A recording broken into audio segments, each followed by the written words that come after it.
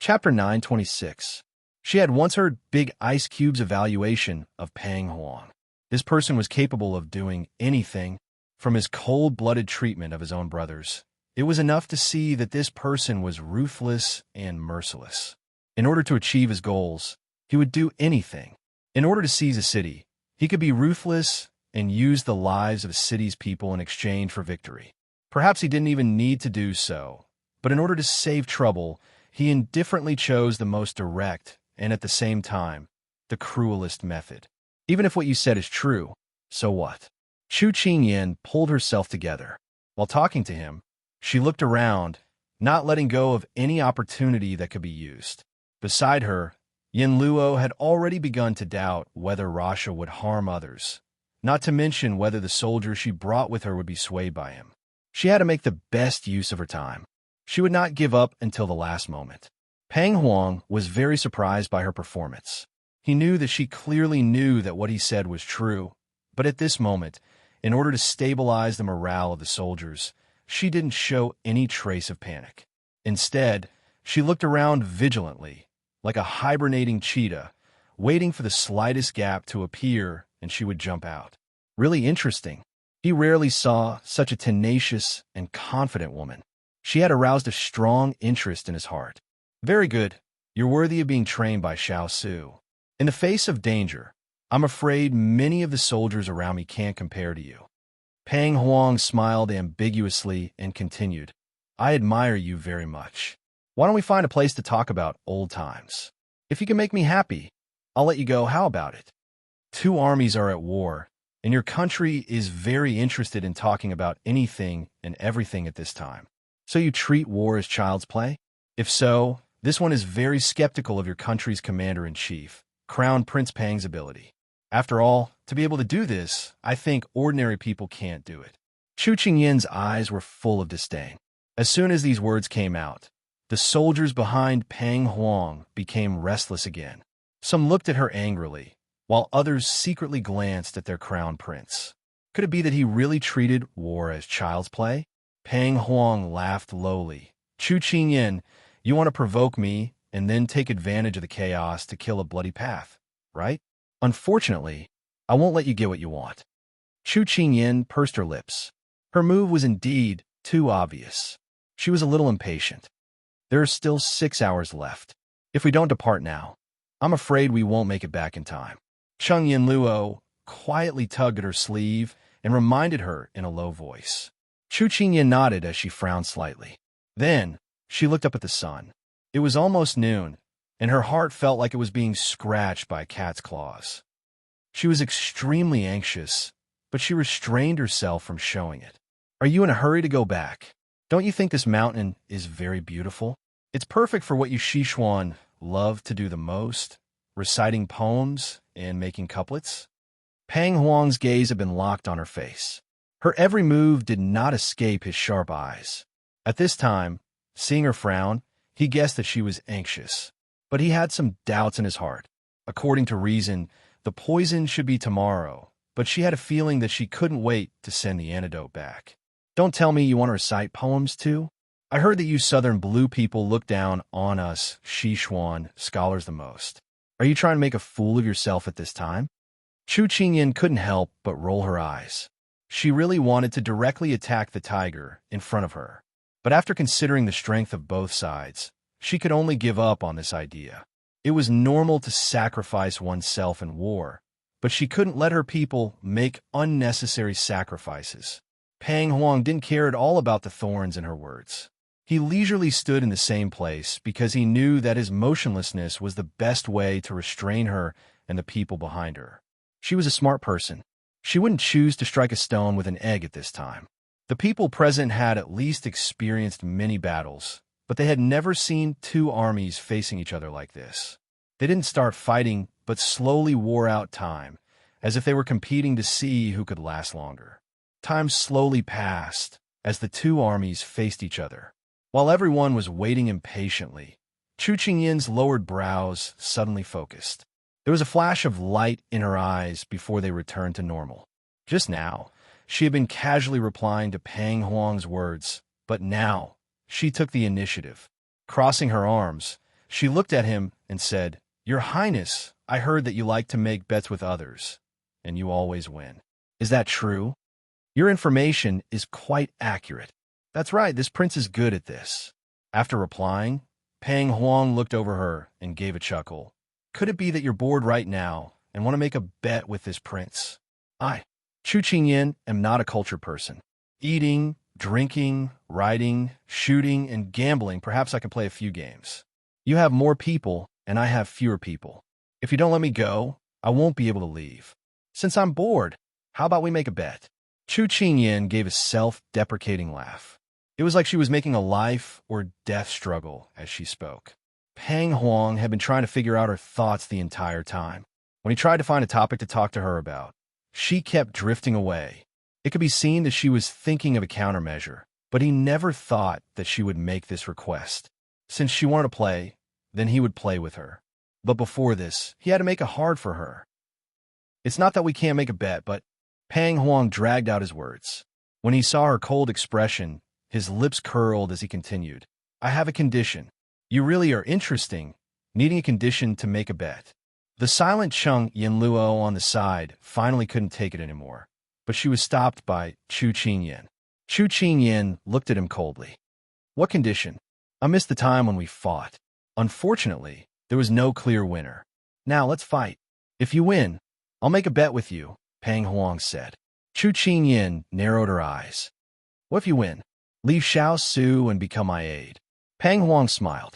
It didn't seem like he was joking. Chung Yinluo was furious at Pang Huang's shameless boasting. "Prince of Nansong, you're going too far. You want to make a bet with me, so I have a condition. Isn't this what you call returning the favor? It's up to me whether I want to make a bet, and it's up to you whether I want to make a bet. Isn't that fair?" Pang Huang shrugged his shoulders nonchalantly, while the soldiers behind him began to clamor and clamor. Chu Qingyan patted Yinluo's shoulder and gave her a look that told her to calm down. Then she turned to look at Pang Huang. Her eyes were as clear as a stream, and her expression was calm. It was as if this was just a friendly exchange between two friends. "All right, I'll agree to your condition." Chung Yinluo was anxious. She wanted to dissuade her, but when she saw Chu Qingyan's determined gaze, she swallowed her words. Young Master Chu is indeed a straightforward person. "After you." Pang Huang smiled. Chu Qingyan's mouth twitched as she whispered to Jiang Yi before she walked up. "Yinluo, I won't lose. You have to believe me." Chung Yinluo looked at her back and said firmly in her heart, "Little girl, I believe you."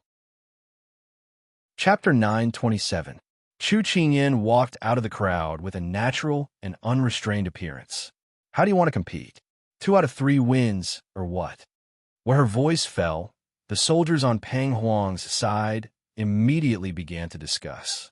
"Your Highness, taking down these people is a very simple matter. Why do you want to waste time with them?" "That's right. Maybe this person wants to play some trick." "Your Highness, please reconsider." Pang Huang's ears were filled with noisy chatter. Pang Huang's stern gaze swept over everyone. Everyone felt his majesty and did not dare to speak. "Do I need you to teach me how to be the crown prince? How about you take my position?" Pang Huang's gaze was like a cold arrow. It was clear that he was angry. This general doesn't dare. They had already experienced the crown prince's methods during this time, so they retreated in fear, not saying anything else. "Your men don't seem to agree," Chu Qingyan said coldly as she crossed her arms. Pang Huang smiled hearing this. "The one competing with you is me. There is no need to care about unimportant people." Then he was silent for a moment before continuing. "As long as you can take over 100 moves from me, it will be your win, and it will be decided in 1 round. 100 moves? Chu Qingyan looked at him suspiciously. Back in the Fuli mountain range, she had exchanged a few moves with him and knew that his martial arts were very high. But she was personally taught by the ice block, so she wouldn't be too bad. "That's right. If you can defeat me within 100 moves, it will be your win. Do you dare accept the challenge?" Pang Huang looked at her with a burning gaze. "Draw your sword." Chu Qingyan did not hesitate to draw the flexible sword at her waist, using her actions to answer his words. The silver sword could be soft or hard, releasing a dazzling white light under the sun. It shined on her face, showing her determination. Pang Huang gave an appreciative smile and pulled out his own weapon at the same time. Comparing notes, don't go too far. He emphasized, if it was a normal day, he would not say something like this. But the person in front of him made him want to cherish her talent from the start. Chu Qingyan did not respond, because she did not dare guarantee that they would stop at that moment. The two armies retreated, making space for the two of them. One was the southern blue ghost crown prince, while the other was a Sichuan noble youth. Both of them were good-looking, and when they stood together, they were pleasing to the eye. However, at this moment, they were both domineering and arrogant, as if they were on the verge of exploding. Chu Qingyan did not want to waste any more time. Holding her sword horizontally, she quickly attacked Pang Huang. When she first learned leg techniques from 7-star and flowing lightness skill, she had a bold idea, which was to fuse leg techniques and lightness skill together. After she succeeded, she fused them together with her swordsmanship. Therefore, even though her internal energy wasn't the strongest, her swordsmanship was the fastest, and her dodging was second to none. Therefore, when Pang Huang saw her move with such momentum, he was stunned at first. He recalled that she had not used her full strength on the snowy mountain. However, his lips slowly curled up. Chu Yin, how many points of brilliance do you have? Show them all.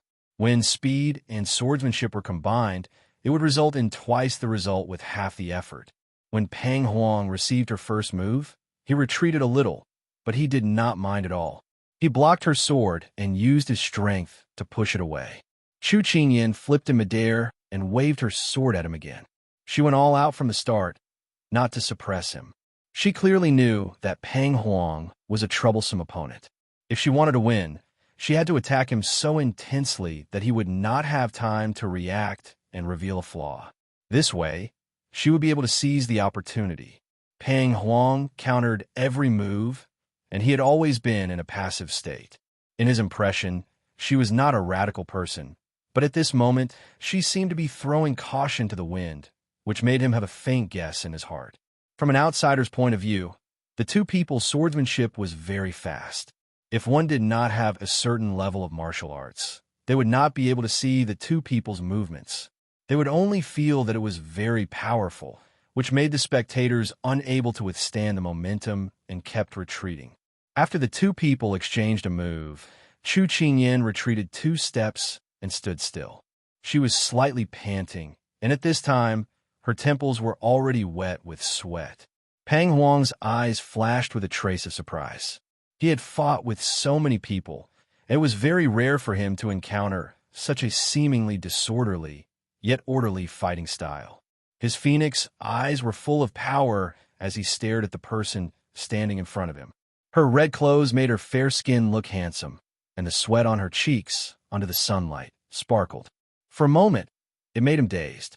It was as if he could not see the person in front of him clearly, leaving only a pair of clear eyes swaying in front of him. The mountain breeze blew, bringing a cool and refreshing feeling. His eyes regained their clarity, and his lips hooked up as he said with a smile that was not a smile, "Chu Qingyan, do you still remember the words I said to you on Fuli Mountain?" Chu Qingyan looked at his incomparably tough face and narrowed her eyes, trying to figure out the meaning of his words. "I said before, I am a person who cherishes talent. As long as you are willing to leave Xiao, I will give you endless glory and wealth." Pang Huang stared at her, as he said word by word, showing that he was serious. "I will guarantee that you will not have to worry about food and clothing for the rest of your life, and endless glory and wealth." These words made Chu Qingyan recall that he had said the same thing to her before. Chu Qingyan was stunned by his persistence, but then she raised her eyebrows and lightly snorted at him. "I am not a fickle person. What answer I gave you back then, it will still be the same answer today." She did not want to waste any more words. Just now, she had already caught the flaw in his moves, and without any explanation, she swung her sword forward. After being rejected by her again, Pang Huang was a little jealous of Xiao. He actually had such a loyal subordinate by his side. When she attacked, he did not show any mercy. He raised his inner energy and stopped fighting her. She did not expect Pang Huang to suddenly change his moves, and she immediately changed her attack. Could it be that he had been holding back just now and was saving up his strength to fight against her now? Pang Huang saw that she was a little weak, and his eyes were filled with arrogance as he mercilessly slashed at her. At this moment, even Cheng Yin-luo, who was watching from the sidelines, could see that Chu Qingyin was gradually at a disadvantage, and her strength was falling short of her desire. She could not help but breathe as she stared at the two of them. She was anxious, but had nowhere to vent her anxiety. In the blink of an eye, Pang Huang's fierce attack was right in front of her. She clenched the sword in her hand, and the sword light in front of her seemed to disappear. What appeared was the scene she had experienced in the past few years. Laughter, anger, life and death. At this moment, if she retreated, she could still save her life, but the result would be her defeat. If she advanced, she would either fight for a chance or lose her life. However, she had no way out. Reality did not allow her to drag out an ignoble existence, because she still had someone to protect. Chapter 928. She raised her sword and went forward. She gave it her all, not leaving any leeway. Once a person reached a dead end, the potential hidden in their body would be limitless. She always believed in it. Pang Huang already had victory in his hands. He thought that she would choose to retreat under such a dense and powerful attack.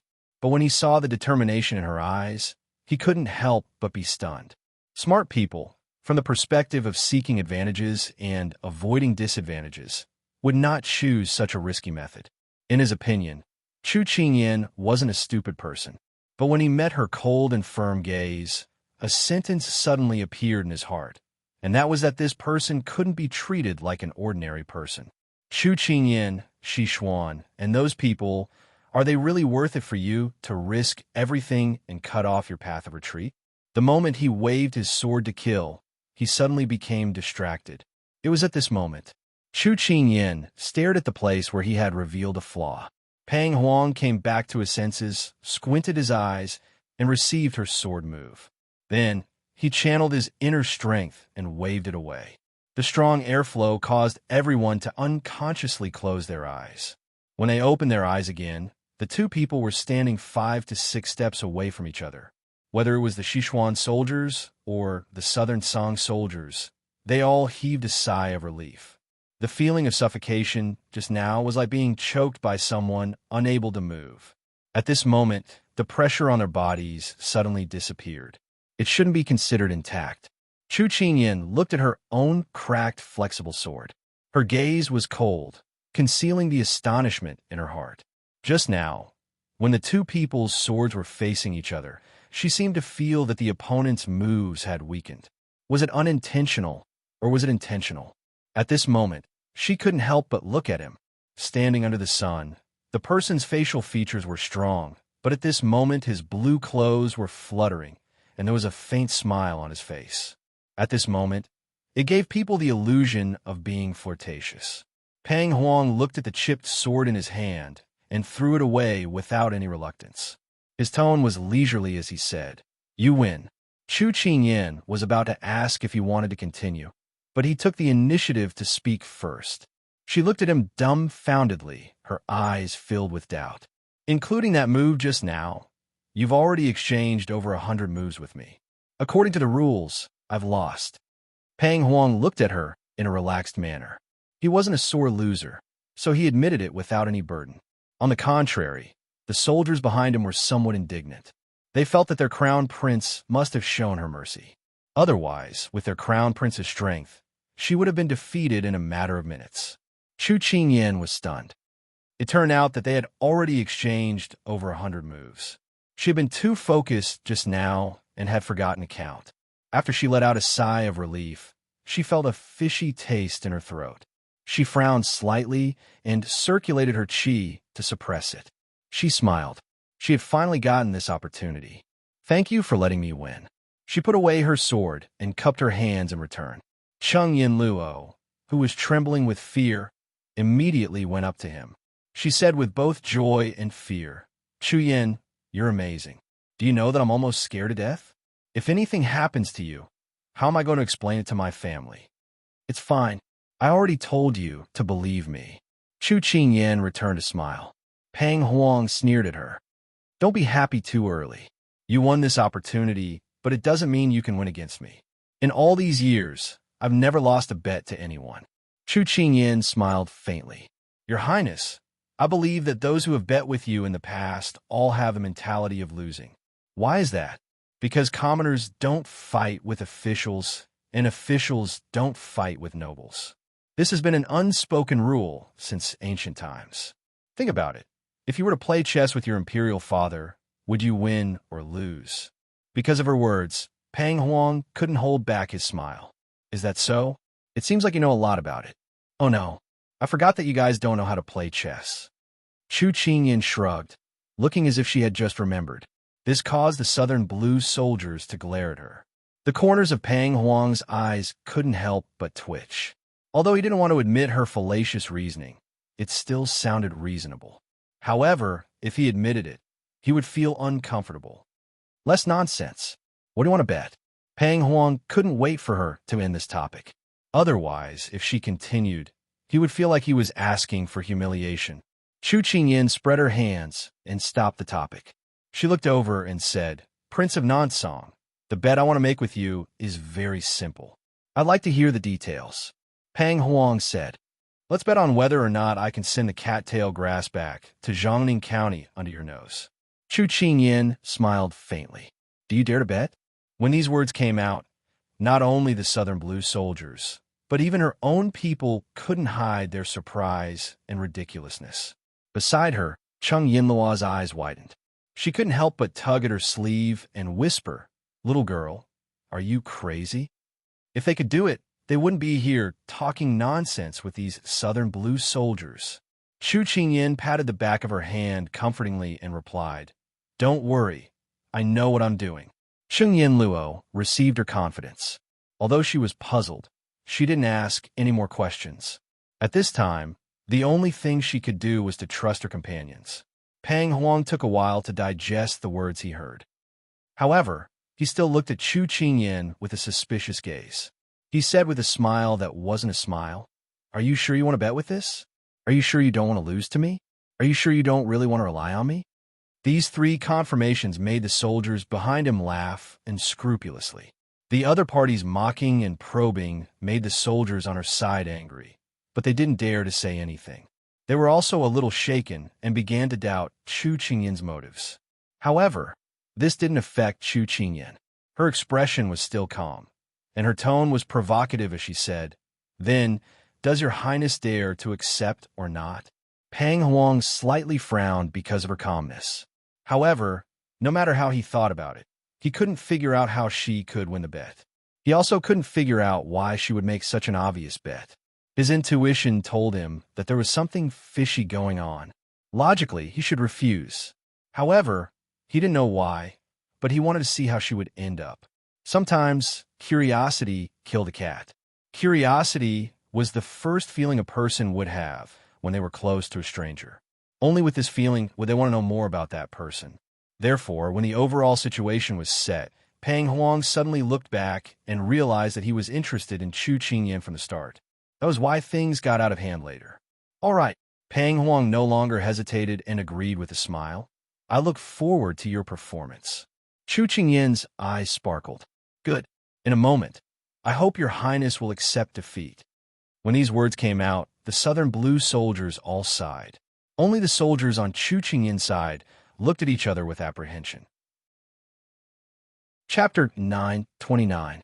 At this time, Chu Qingyan said to Pang Huang, Your Highness, before we make the bet, this one needs to make some preparations. I hope you'll allow it. Pang Huang didn't stop her. She nodded at Pang Huang, then turned around and gathered everyone together, as if she was secretly plotting something. Pang Huang looked at their actions, his eyes full of doubt. At this time, the soldiers beside him began to debate. I don't know what this kid is doing. Your Highness, should we capture them now? What's there to worry about? They're like turtles in a jar, completely under our control. I don't think they'll be able to make any waves. The people beside him discussed animatedly, but Pang Huang remained indifferent. Soon, Chu Qingyan walked back and smiled. Your Highness, you can begin. Hearing this, Pang Huang focused and said politely, please. Most of the people had the attitude of watching a show. In contrast, the Sichuan soldiers weren't as nervous as before. At this time, they all straightened their backs and looked at the Southern Blue Army with disdain. This made Pang Huang suddenly vigilant. A mysterious smile appeared on Chu Qingyin's face. Before Pang Huang could react, she turned sideways and placed her index finger and thumb by her mouth. Then, she lifted her head and blew a short, crisp whistle. At first, there wasn't any movement, so the people didn't think much of it. However, they soon heard the sound of something breaking through the air from afar. Pang Huang suddenly narrowed his eyes. He seemed to have thought of something and looked at the sky in disbelief.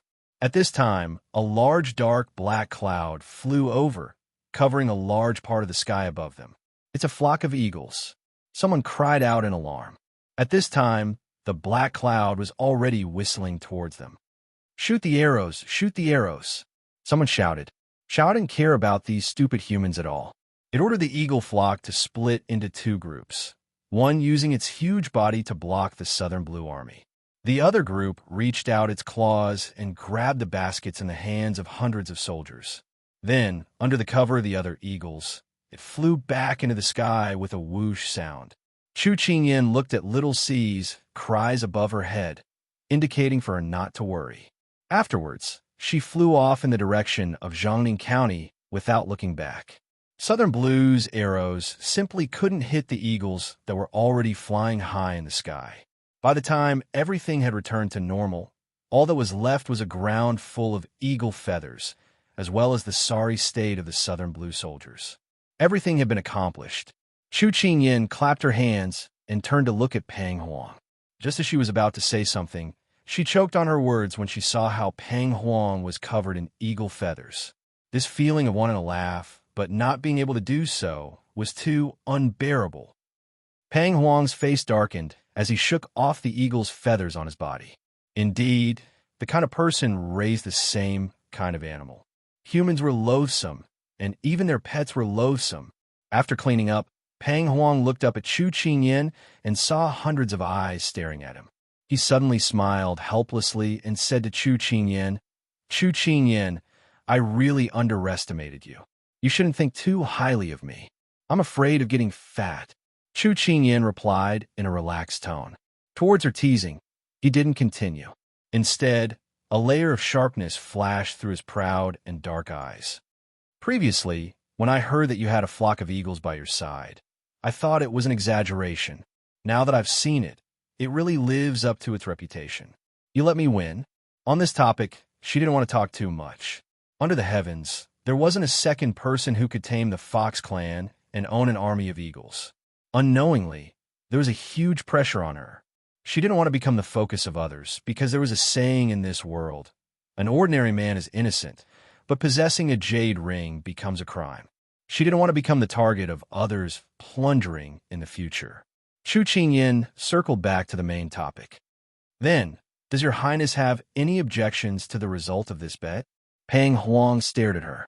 Ever since he was born, there wasn't a moment when he wasn't scheming against others or being schemed against by others. However, in the end, he was always the one who controlled the situation and won. However, there wasn't a single time when someone else's scheme was so open and above board, and he was also on guard against it. Yet, he lost so thoroughly that he couldn't even have any objections. This person, people could see through him, but also couldn't see through him. It was like looking at a flower through the fog.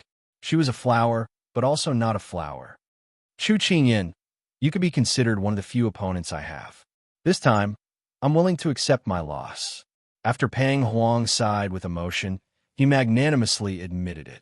Your Highness the Crown Prince. At this time, the soldiers behind him came back to their senses from the attack of the eagles and protested one after another. Pang Huang raised his hand and calmly said, I, Pang Huang, will do what I say. I will never go back on my words. You don't need to say anything more. The Southern Blue soldiers couldn't help but sigh dejectedly. On the other hand, Sichuan's side was cheering and celebrating. Although Chu Qingyin had always believed that he would admit defeat, When he personally admitted it, she couldn't help but sigh in relief.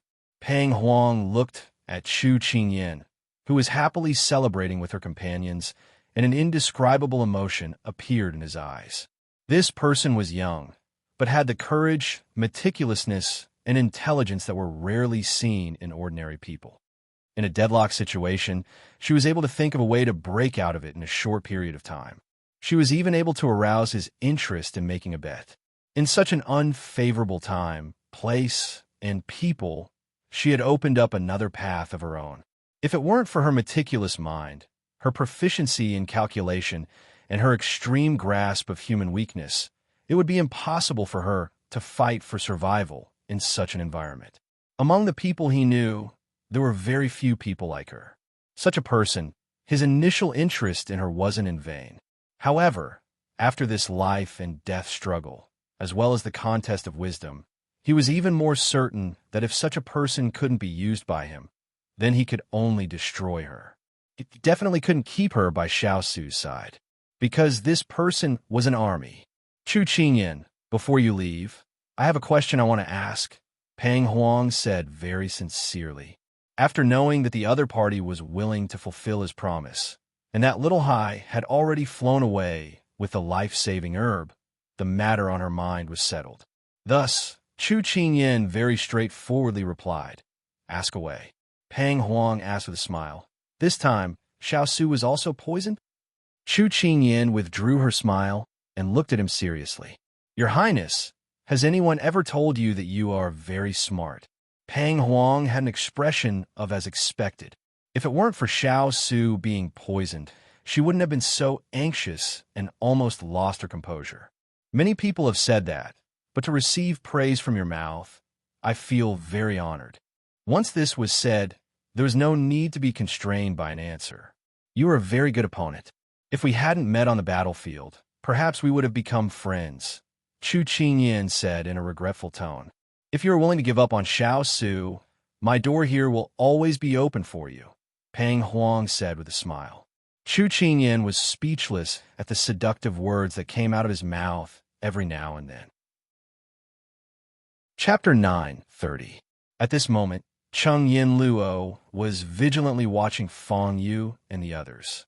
At the same time, she urged Chu Qingyan in a low voice, afraid that these people would change their minds at the last minute. If that happened, they wouldn't be able to leave even if they wanted to. Seeing that it was already noon, Chu Qingyan cupped her hands and said to Peng Huang, "The green mountains will not change, and the green waters will flow forever. I believe that we will meet again very soon." Perhaps because the outcome had already been decided, she didn't have anything to worry about. Her expression and tone were very casual, and Peng Huang couldn't help but take a few glances at her. "I agree with that. Although I really want to talk to you more, I won't force you since you're so eager to return home. I'm willing to accept my loss. Please." To be honest, he had selfish motives for wanting her to stay, but everything that had happened today was beyond his control. He had to go back and make a long-term plan. Chu Qingyan nodded at him, then quickly prepared to leave with her people. Chu Qingyan. When she passed by Peng Huang, Chu Qingyan heard him calling her. She couldn't help but stop in her tracks and look at him in confusion. "You're the first person to beat me, or rather, dare to beat me. I don't want to be your enemy." Even now, he still hadn't given up on persuading her to join his side. Chu Qingyan turned to look at him. "If you don't want to be my enemy, it's very simple. Withdraw your troops back to your country and sign a contract that you won't invade Sichuan again. Then I'll be happy to sweep the snow, brew tea, brew wine, and chat with you about the world." When these words came out, both of them knew that it was impossible.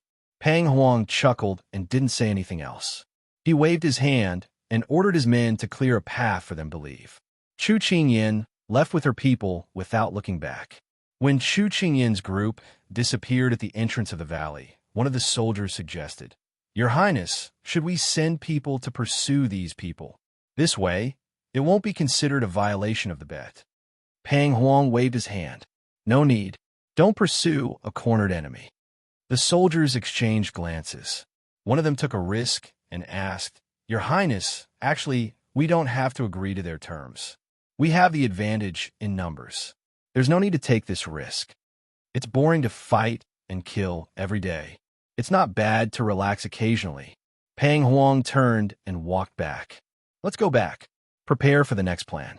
When he walked out of the mountain pass, he saw a group of people who were about to leave on horseback. He looked at the young man on horseback whose red robes were like flames and whose hair was as black as ink.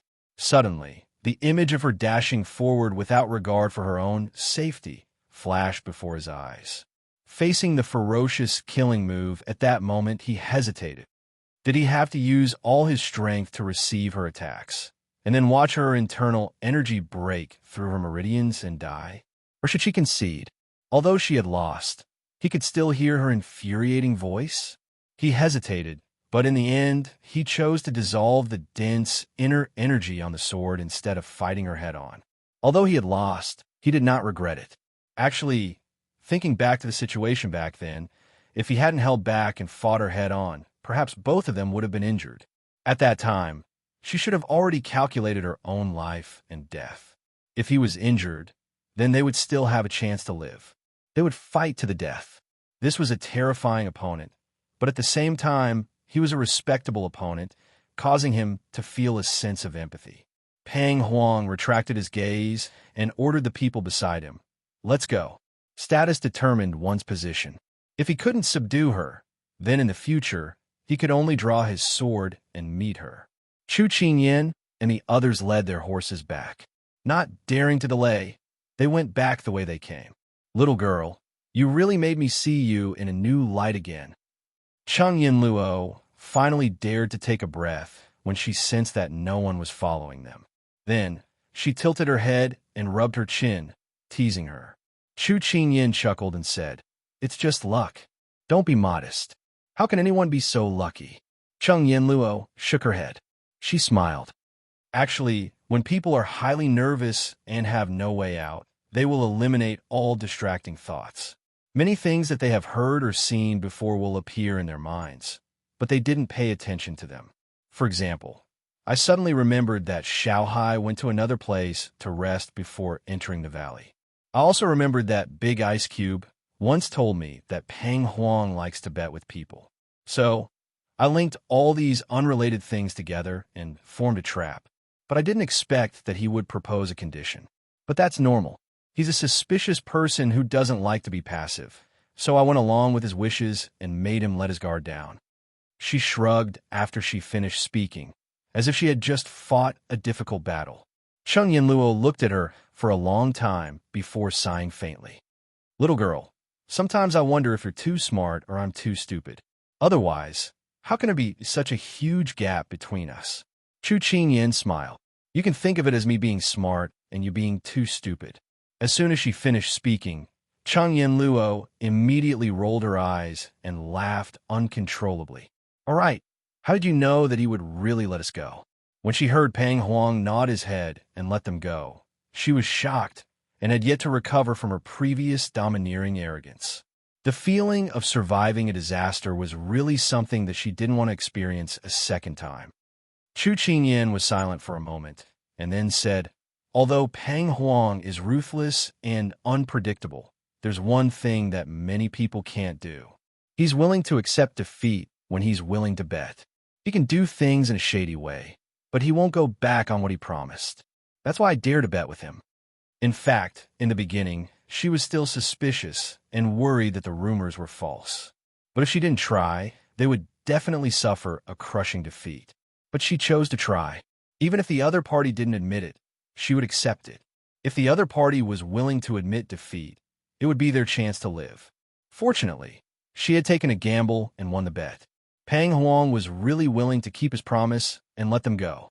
After Chu Qingyan finished speaking, Cheng Yinluo suddenly fell silent.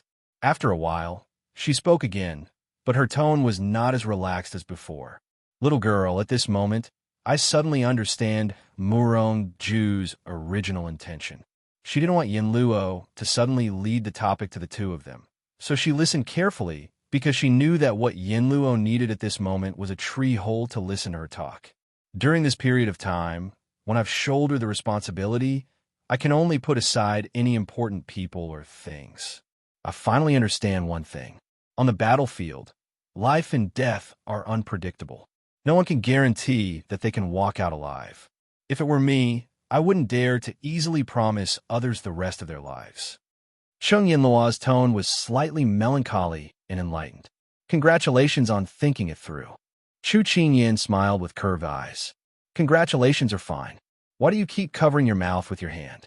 Are you feeling nauseous? Cheng Yinluo had just finished teasing her when she saw blood seeping through her fingers. You're injured? Cheng Yinluo exclaimed in shock. Chapter 9:31. While Cheng Yinluo was panicking, Chu Qingyan stretched out her other hand to calm her. Yinluo, don't panic. I'm fine. What do you mean you're fine? Look at you. You're trembling. Come down quickly. I'll check your pulse to see if your injuries are serious. Cheng Yinluo reined in her horse and wanted to dismount. Yinluo, listen to me. When I was fighting with Pang Huang just now, I suffered some internal injuries, but they're not very serious. Don't make a fuss about it. Pang Huang might not have sent anyone after us, but we still have to be careful. Who knows if we might encounter enemy troops? I have to maintain the morale of the troops. Chu Qingyan tried to persuade her with reason.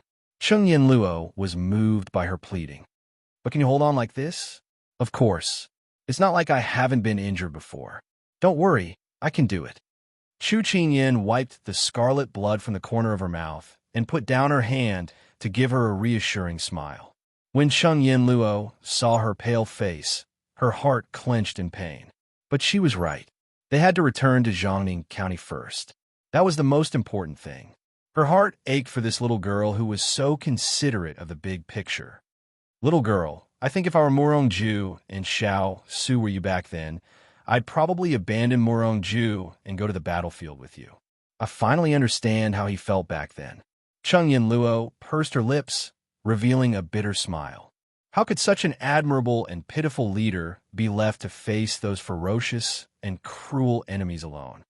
I think Ethereal has been feeling guilty for all these years. The person he's most sorry to is you. Chu Qingyan smiled gently. Cheng Yinluo fell silent. Chu Qingyan held the reins and walked on the path lined with strange rocks. Her voice was soft but firm. Why do misunderstandings exist between people? It's because one party doesn't say the reason and the other party doesn't listen to the explanation. Why do the feelings between two people grow fainter and fainter? It's because they've never put themselves in the other party's shoes and thought in their shoes. Thus, one day, if we stand in the other party's perspective, or if we fall into the other party's shoes, we might be able to understand what we couldn't understand back then.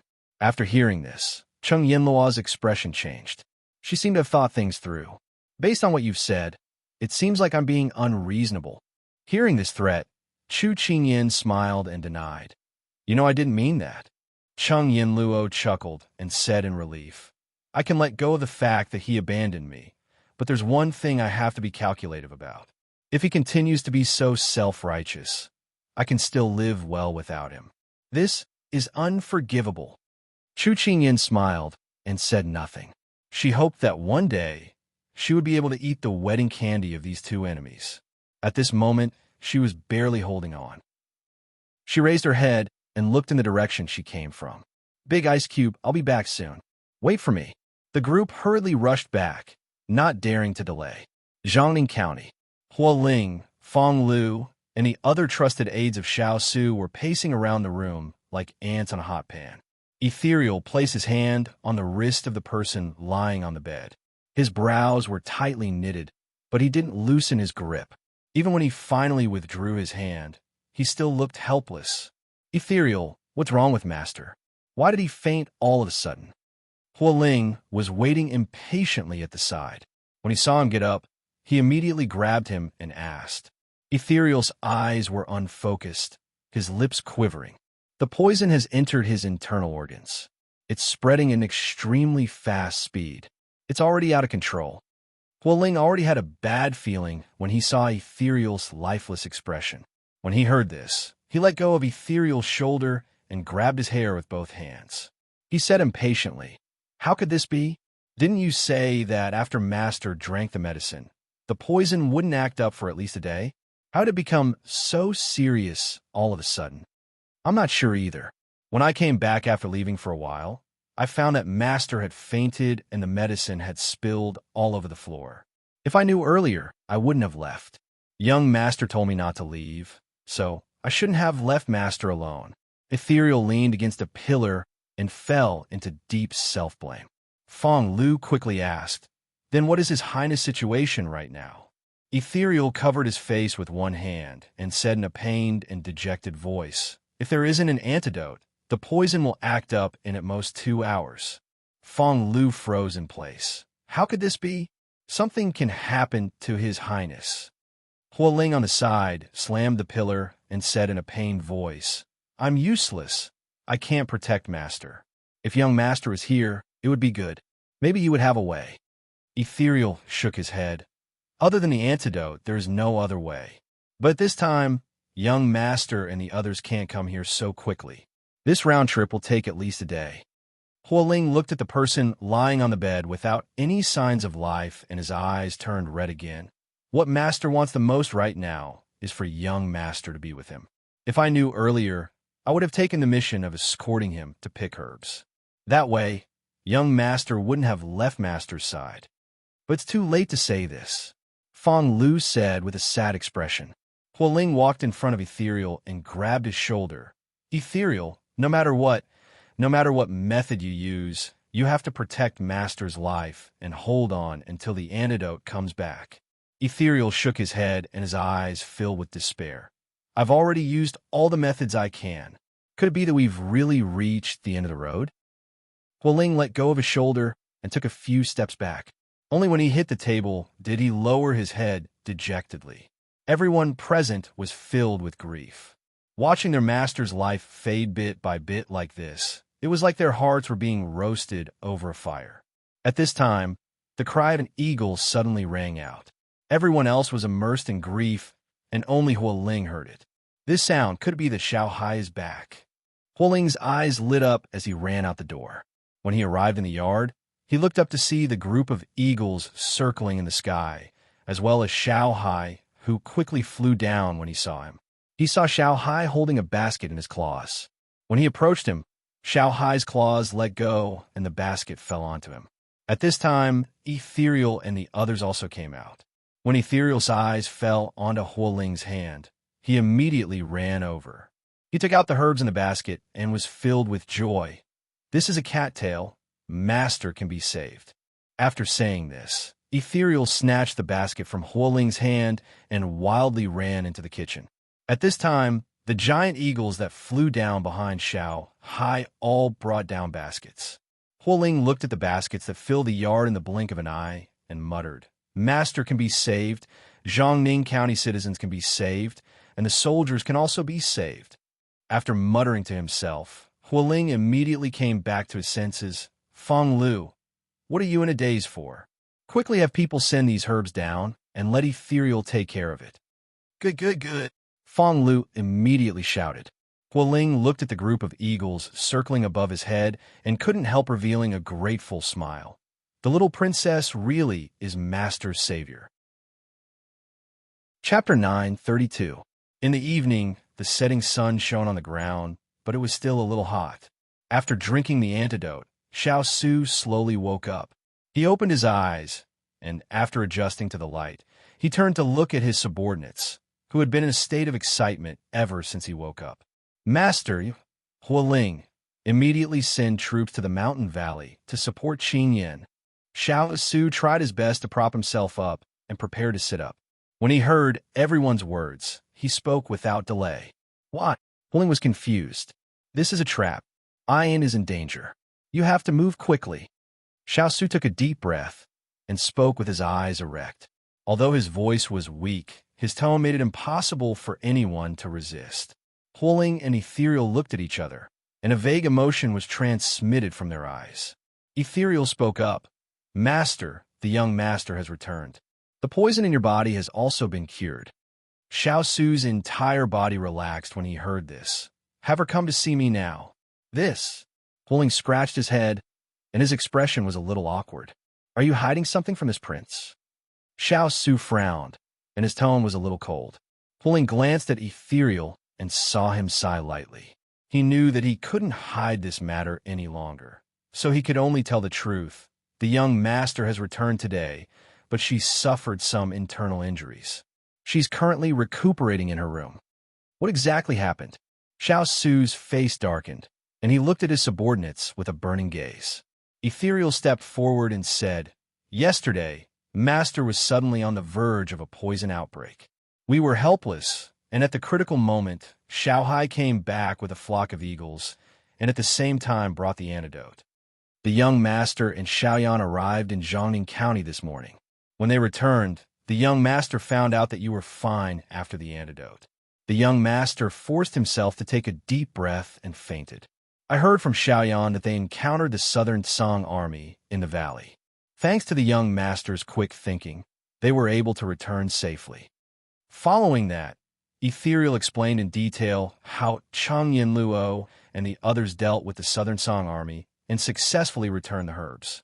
When she was describing all of this, everyone present, except for Huo Ling and the others, was full of admiration for Chu Qingyan. At such a young age, she was brave and resourceful. If it was an ordinary person, it would be very difficult to do so. He had expected the little fellow to be trapped, for it was a trap set up for him. He had thought of the worst, and blamed himself for missing the best time to save the little fellow. Now that they knew that she had returned safely, being injured was already the best outcome. However, looking at the way the two of them stammered about her injuries, it was easy to imagine how much effort the little fellow had expended this time to escape. Xiao Su sat up and got out of bed. "Master, where are you going?" Huo Ling hurriedly stepped forward. Xiao Su raised his hand and said indifferently, "This prince is going to see Ian. But your body..." As soon as Huo Ling spoke, Ethereal stopped him. He shook his head at Huo Ling, indicating for him not to interfere. Then he turned to Xiao Su. "Master, this subordinate will take you there." Xiao Su nodded, put on a coat, and got up to leave. Huo Ling scratched his head and immediately followed. When Xiao Su entered the room, Cheng Yinluo was performing acupuncture on Chu Qingyan. Without waiting for Xiao Su to speak, Cheng Yinluo took the initiative to say without raising her head. Her 5 viscera suffered a strong impact, causing her qi and blood to flow backward. However, there is no danger to her life. As long as she recuperates well and doesn't use martial arts for half a month, she will recover. At this point, Cheng Yinluo had finished putting away the needles. She packed up the medicine box and sighed with emotion. "I'm afraid no one would believe that this is a girl. Her vitality is as tenacious as a cockroach. Such a delicate body, after so many years of tempering, is finally able to withstand beatings." She wasn't making fun of Xiao Su with these words. Instead, she sincerely admired and pitied such a smart and resilient little girl. She got up and said to the silent Xiao Su, "She will wake up in an hour. I'll go out and decoct her medicine first." Xiao Su nodded. Cheng Yinluo was about to leave when she paused for a moment. With her back facing Xiao Su, she said softly, "I think I will never forget in this lifetime." She knew that one step forward would lead to death, but she still rushed forward without hesitation and fought with her life on the line. "Your Highness, you weren't there at that time, so you couldn't feel the impact. This little girl is convinced." After saying this, she smiled and left the room. Cheng Yinluo was a person who dared to love and hate. Perhaps it was because she had been practicing medicine for so many years and had experienced so many life and death situations that she had an indifferent attitude towards most of the people and things around her.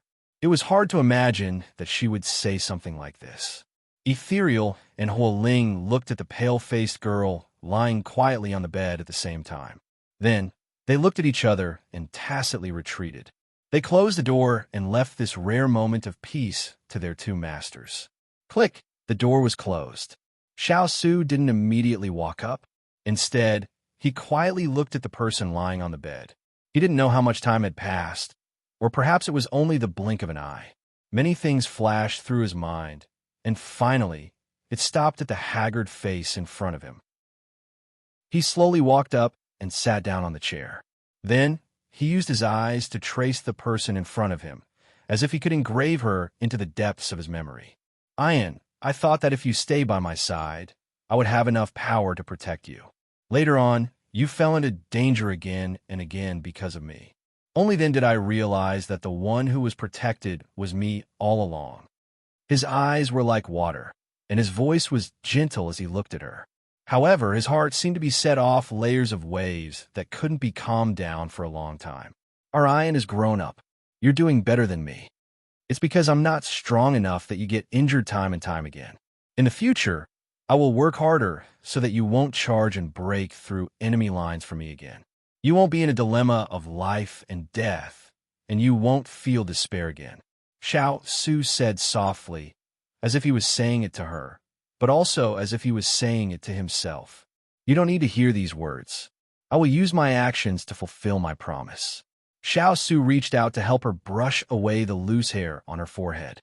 His fingertips fell on her eyebrows, cheeks, and finally, he gently held her hand.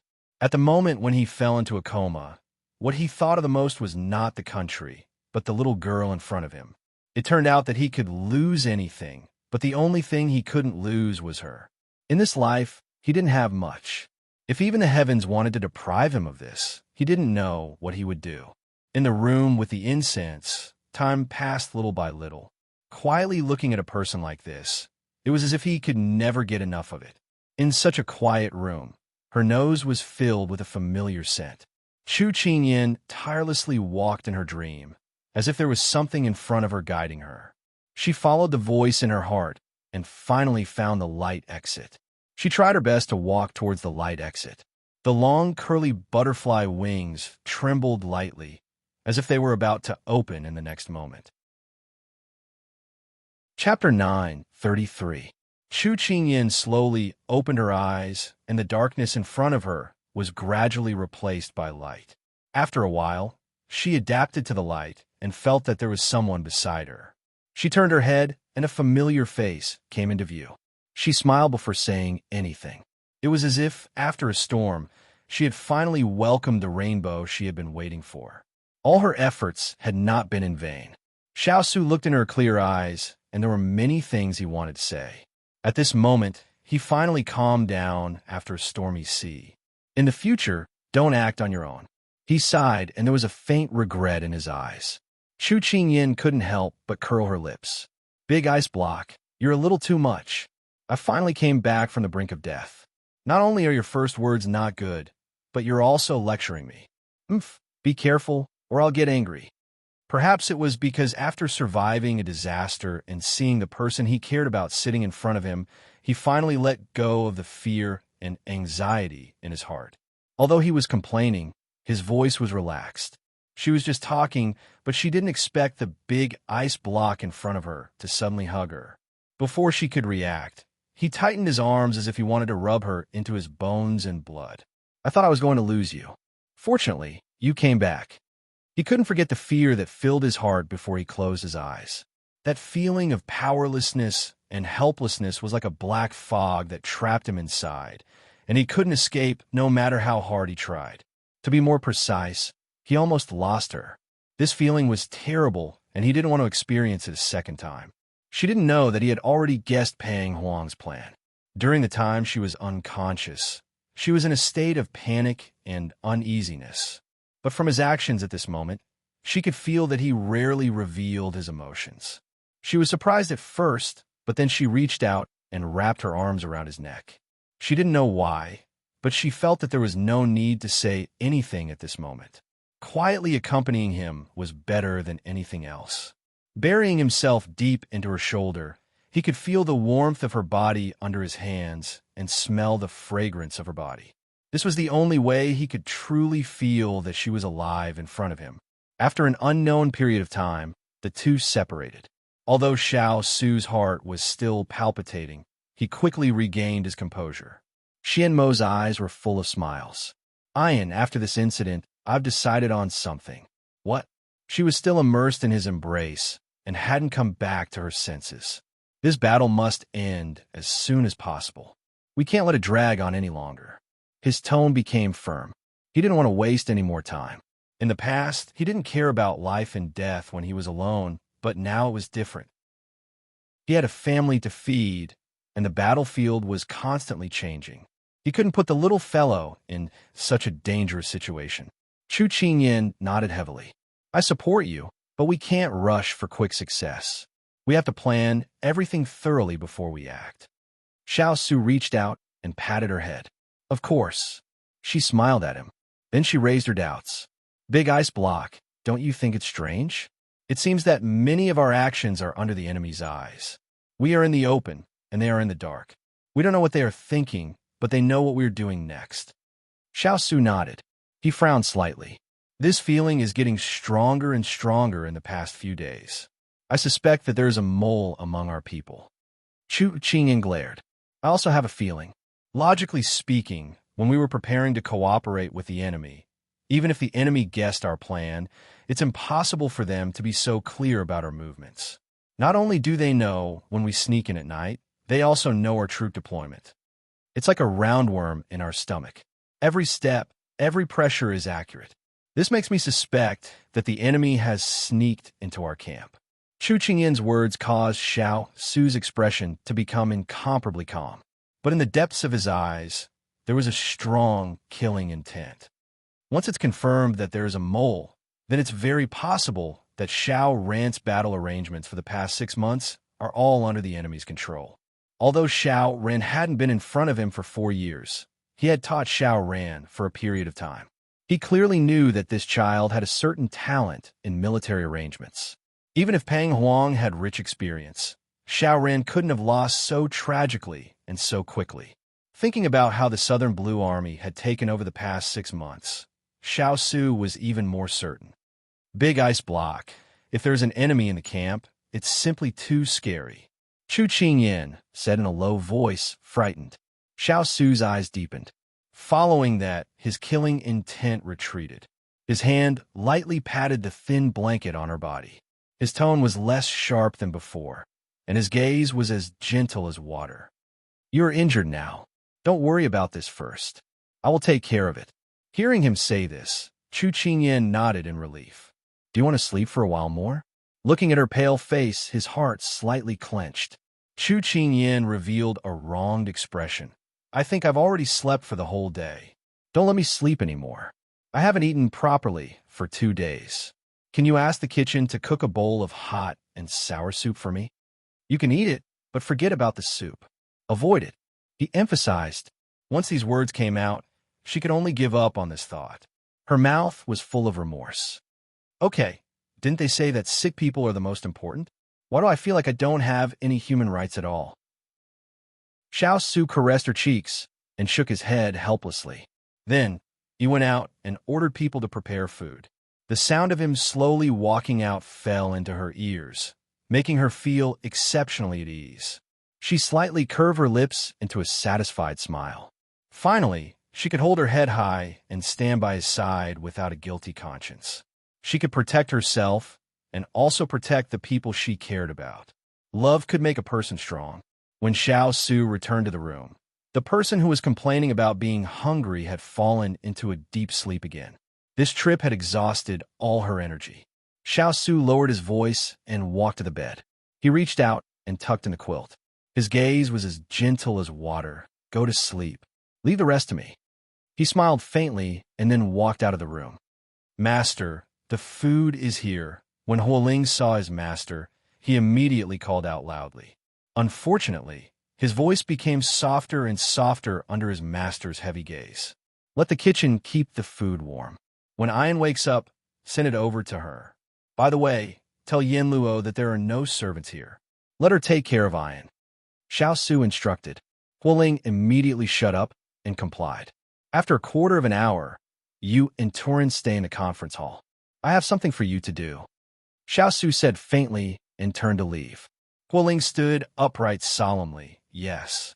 Looking at his master's hazy figure under the sunlight, Huoling had an illusion. Although his master's appearance was still cold and indifferent, in reality, he was becoming more and more like a normal person. He had 7 emotions and 6 desires, and knew how to be sad and happy. Good news. Chapter 9:34. A quarter of an hour later, Huoling and the others appeared in the conference hall. Xiao Su's gaze fell on Turin. You've recovered? Turin immediately cupped his hands. I drank the antidote soup. I'm fine now. Xiao Su nodded. Master, why are you looking for us? Fong Lu saw that there were only a few of them and couldn't help but ask. They weren't in a meeting right now, but looking at their master's expression, it seemed that something big had happened since he suddenly summoned them. Xiao Su glanced at the subordinates standing in front of him and said calmly, You were all personally trained by this king. You should know that the one thing this king cannot tolerate the most is someone playing tricks in the dark. Master, you mean that there's a mole in our army? Hualing immediately reacted. Xiao Su didn't nod or deny it. Currently, all the signs indicate that there's a mole hiding among us. The three of them looked at each other, their expressions very serious. Only the three of us are here today. Is it because everyone else is a suspect? Turin asked. Xiao Su nodded. Right now, we still don't know who has been leaking our whereabouts and plans. I asked you to come here to discuss how to find the mole. The three of them nodded. They all began to ponder. At this time, Turin seemed to have thought of something. His eyes flashed, and he stood out first. The corners of his eyes raised as he said, Master, this subordinate has a plan. It's based on the method that the young master used to find the mole for the bank half a year ago. When a matter of the bank was brought up, Xiao Su and Hualing both understood tacitly and revealed faint smiles. Fong Lu didn't understand and couldn't help but ask, Turin, tell us. Like this, we can first release the news about our next step. Then, we can secretly observe and see who is secretly sending messages to the enemy. At this time, the enemy will be in the open while we are in the dark. Turin slowly explained. Fong Liuyan nodded. This plan is simple but very practical. I think it's pretty good. But now that we don't have a range, there are too many people who want to monitor. It's a bit difficult to operate.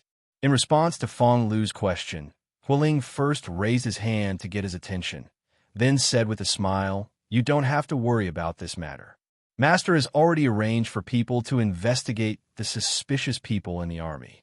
Also, you have to know that those who have access to orders and know about our movements are not small soldiers or generals. This is also why Master only called us, and not those generals. Fong Lu slapped his head and came to a sudden realization. You're right. I was thinking too much. Seeing that the three of them were almost done discussing, Xiao Su made the final decision. Hualing, continue to pay attention to the movements of these generals. Find out what they did before these two orders. Also, send an order to Water Spirit. Within 3 days, I want to see the background of these people. Fong Lu, bring some people to the tower to replace Jean Xian. Have him return to Chu Yan's side. Don't let anyone near her room. The two accepted the order and left. When only Xiao Su and Turin were left in the room, Turin asked, Master, what does this subordinate need to do? Turin, what do you think of Jean Xian's performance these days? Xiao Su said calmly. Turin stilled at first. He didn't understand the meaning of his master's words. Master always spoke concisely and didn't say anything unnecessary. Mentioning Jean Xian, he must have his reasons.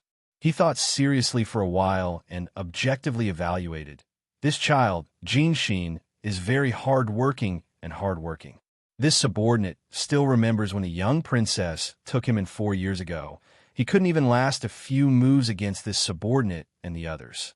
This subordinate can feel his unwillingness to fall behind others, but he won't be impatient, and he won't be in a hurry to succeed. This subordinate is very optimistic about him.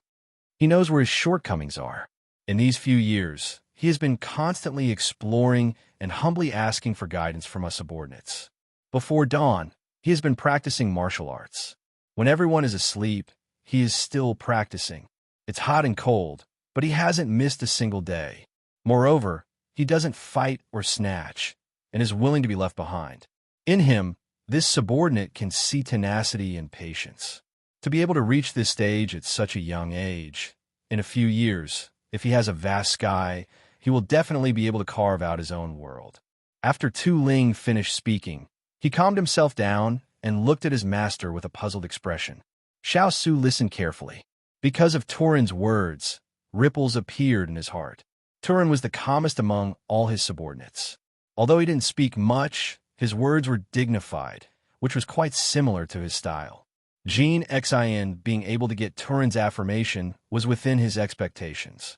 However, to be able to get such a high affirmation from Turin was beyond his expectations. But this was also what he wanted. His purpose was to get an objective evaluation of Jean Xin through other people's eyes. Do you think Jean Xin has the ability to lead troops? As soon as he finished speaking, Turin, who was waiting for a reply nervously, looked at the person in front of him with surprise and joy. Was his master planning to put Jean Xin in an important position? He controlled his emotions and tried to make his tone as calm as possible. He replied fairly. This subordinate thinks that although Jean Xin is only 15 years old, his temperament is firm. He is more mature and steady than his peers. If he can be nurtured, he will definitely be an outstanding general. Jean Xin was not only the person beside the young consort, he was also their comrade who fought side by side. After so many years of being together, they had deliberately made things difficult for him at the beginning, but in the end, they had witnessed his improvement. Even the Xiao cavalry, who were a group of people who were not easy to fit in, had already subconsciously accepted him. He could be considered as Jean Xin's half-master. He also hoped that Jean Xin would be able to stand out and no longer be behind others. Xiao was quiet for a moment. Then, under Turin's expectation, he raised a shallow smile. The army is currently in need of people. There are internal and external troubles. There are not many people who can be trusted. There are also not many people who can be put in an important position. At this time, we need to bring in some new blood and bring about a new direction. Only then can we slowly change this rotten and inflexible army formation. His imperial father used nearly 5 years of time to break up the army of generals that he had carefully selected and nurtured. His many years of hard work fell apart. This was not the most important thing. What was most important was that after his people were buried and demoted, there were empty military positions.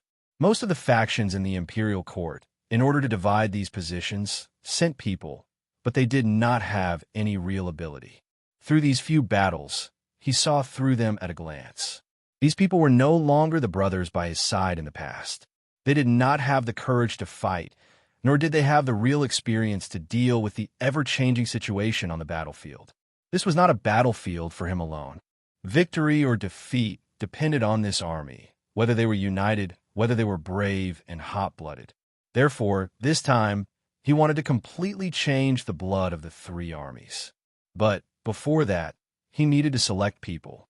As for Jean Xin, he was the first person he thought of. Chapter 9:35. Turin was pleasantly surprised, and his tone was somewhat excited. Master, this subordinate believes that if Jean Xin has the opportunity to develop, he will definitely become a cornerstone of the 3 armies. It's rare to see you admire someone so much. Xiao chuckled softly. Turin smiled and was a bit embarrassed. Perhaps I really do think of this kid as one of my own. All right, you're dismissed. Yes. At this time, a soldier entered and informed Chu Qingyan that she had woken up. Xiao looked out the window and saw that the sun was already setting. He walked towards her courtyard. Those who wanted to use her should at least consult with her. When he entered, she was frowning as she drank medicine. Every time he saw her drink medicine, it was as if she was being tortured. He couldn't help but smile, and the corners of his eyes curved as he admired her unspeakable suffering. Then, he took out a small box from his sleeve and handed it to her. What is this? She suddenly gulped it down and stuck her tongue out. She couldn't stand the numbness brought by the bitter taste. It's good medicine that can relieve your current pain. Xiao smiled calmly. Chu Qingyan rolled her eyes. What she hated the most right now was good medicine. However, seeing that this small box was quite exquisite, she endured the bitter taste in her mouth and took it. Opening it, she saw that it was actually a few plums. In this kind of harsh environment, it was already good enough to be able to eat 3 full meals. To be able to see such a snack was simply too amazing. Where did you get this? She picked one up and stuffed it in her mouth, using its sweetness to dilute the bitterness in her mouth. Xiao sat down in front of her. I conjured it up. I think you just made it up. She snorted and picked up a plum and brought it to his mouth. He shook his head. She snorted again and put the plum into her mouth. He had asked his subordinates to find this box of candied plums. He knew that she would have to drink medicine for half a month. However, after Jiangning County was severely damaged, it was as difficult as ascending to the heavens to find some decent pastries. The three armies were all burly men, so they couldn't make those exquisite snacks. This small box of candied fruits would not be able to support her for half a month. Xiao Su looked at her happily eating a box of candied fruits. He suddenly felt that it would be difficult for him to satisfy her with such a small thing in the future. In the past, he had heard people say that money could buy everything in the world that could be measured by value. However, at this moment, he deeply felt that some things were ordinary and cheap. Sometimes, no matter how much money you spent, you could not buy them. He felt a deep sense of guilt. As Chu Qingyan ate, she noticed that the person in front of her seemed to be unusually silent. She couldn't help but raise her head. When she saw the deep emotions in his eyes, she couldn't help but be stunned. Thinking that he was worried about the upcoming battle, she couldn't help but smile softly. Big Ice Cube, tomorrow's matters are tomorrow's worries. Don't give yourself too much pressure. Xiao Su restrained the emotions in his eyes and stared at her. Seeing that her complexion was much better than before, he felt relieved and said, I have something to discuss with you. I'd like to hear the details. She put down the box and looked like she was listening attentively. The army is lacking people. I think that Jin Xin is a good candidate regardless of talent or martial arts. Are you willing to let him come out and try? Chu Qingyan blinked. You mean to let Jin Xin join the army? You can say that. Xiao Su nodded.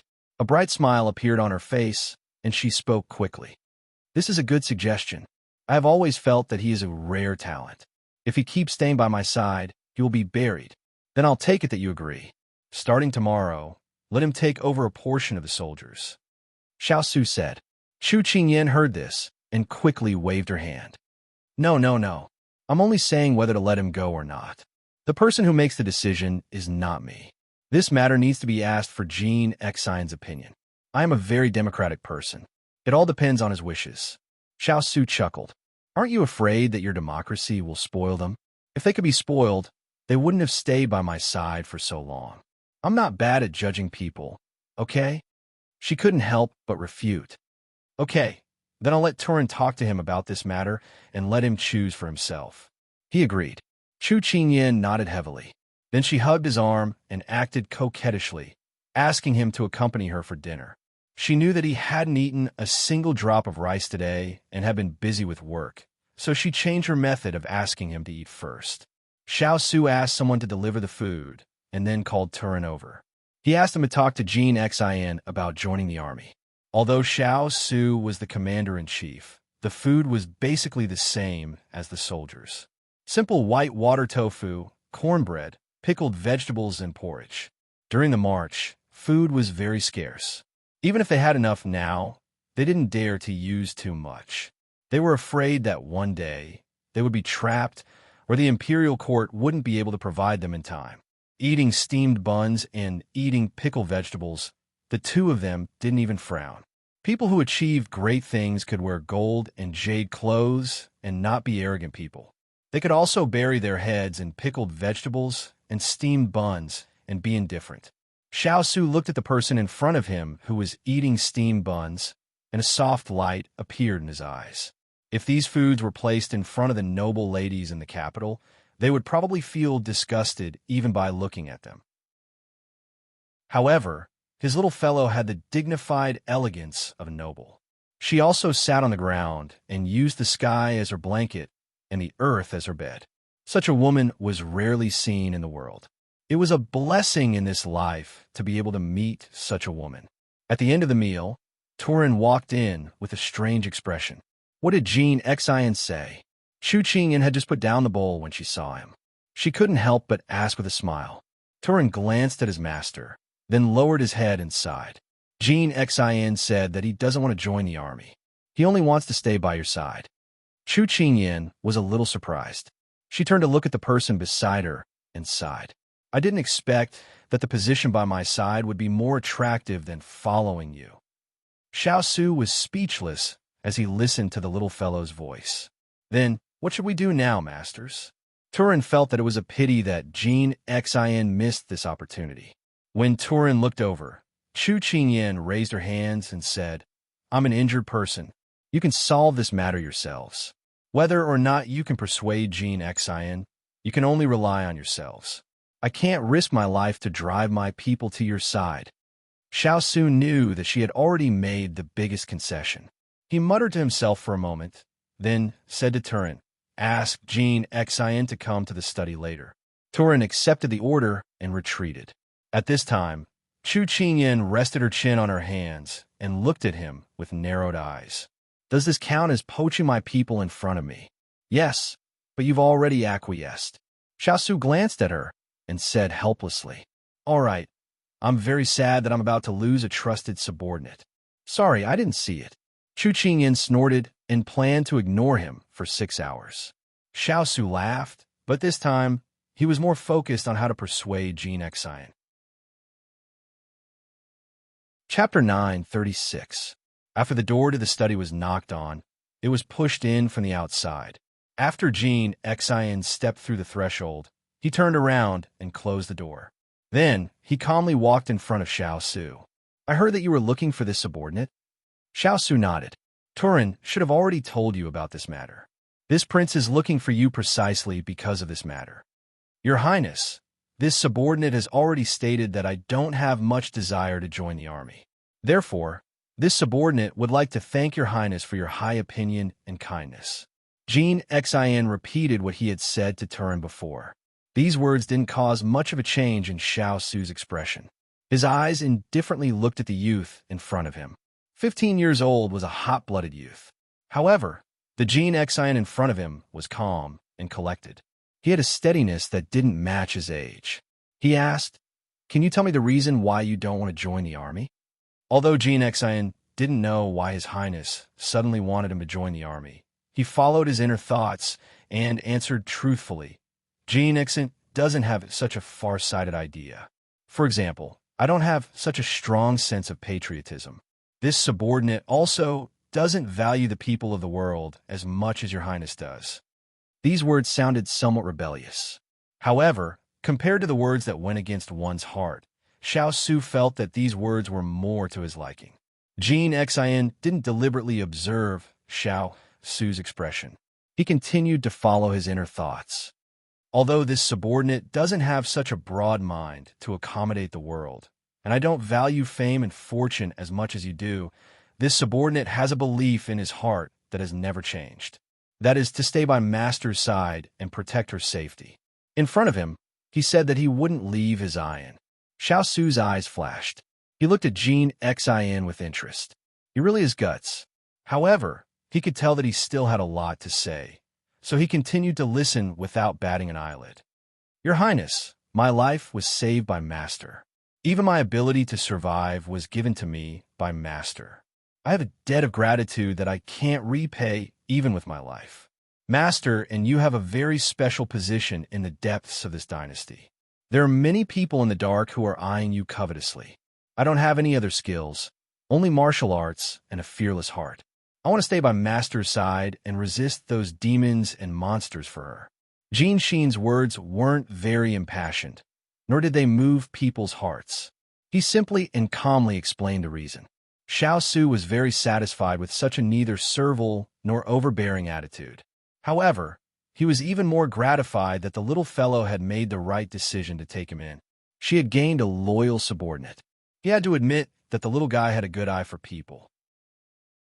Because from Jean Xin's speech and expression, he could tell that these words came from the bottom of his heart.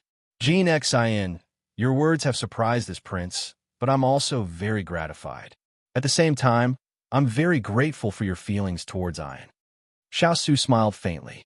Jean Xin replied, Your Highness, this is Jean Xin's decision. You don't have to say that. Xiao Su nodded. This person was able to remain unmoved by praise and humiliation. He was a talent. Jean Xin, you said that you want to stay by Ian's side to protect her. Yes. Then if this prince said that there was a better chance to protect her than staying by her side, would you be willing to do it? Xiao Su slowly said. Jean Xin looked puzzled. The chance you're talking about is to enlist in the army? But this subordinate doesn't understand what this has to do with protecting master? Xiao Su looked at him with a half-smile. That's right, enlisting in the army. If we're talking about the actual connection, it's not as obvious as it seems on the surface.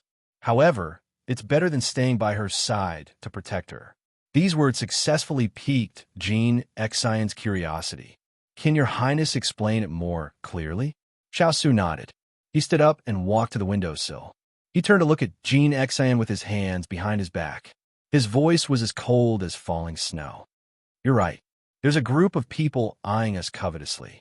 They're hiding behind the scenes, constantly trying to kill us. However, for Ayin, your protection can only treat the symptoms and not the root cause. You can stop them for a while, but you can't stop them forever. Jean Xin fell silent. He couldn't refute His Highness's words, and they resonated in his heart. Jean Xin, do you know that the scariest thing in this world isn't open or covert attacks, but rather killing people without them noticing?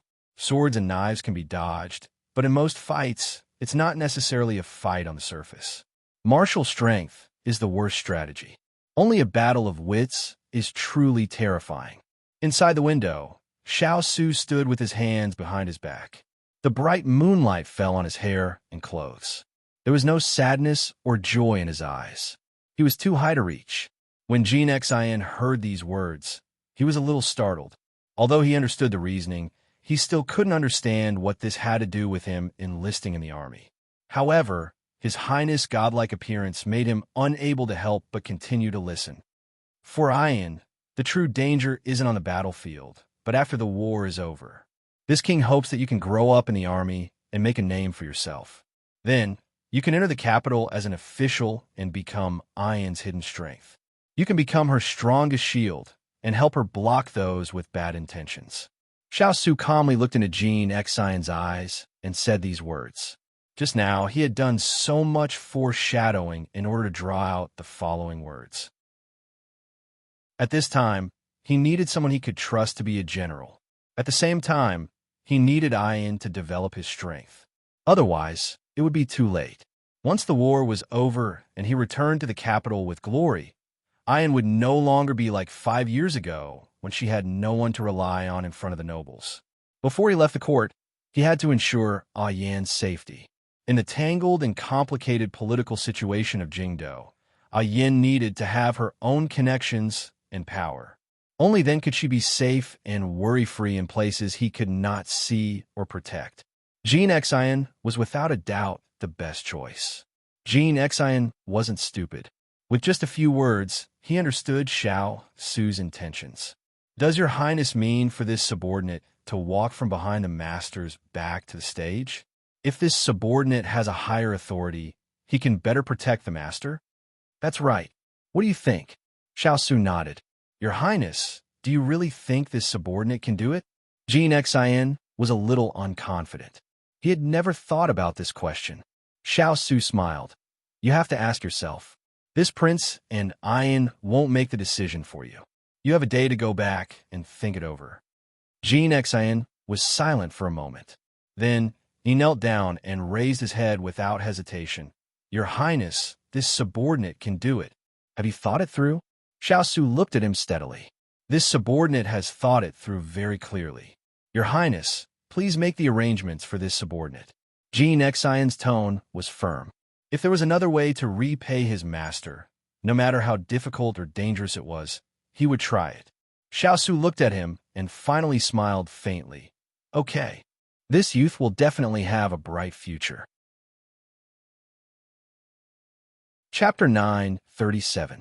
By the time Xiao Su finished dealing with the military affairs, the full moon was already hanging high in the sky. He summoned someone to ask and found out that the little fellow was still awake.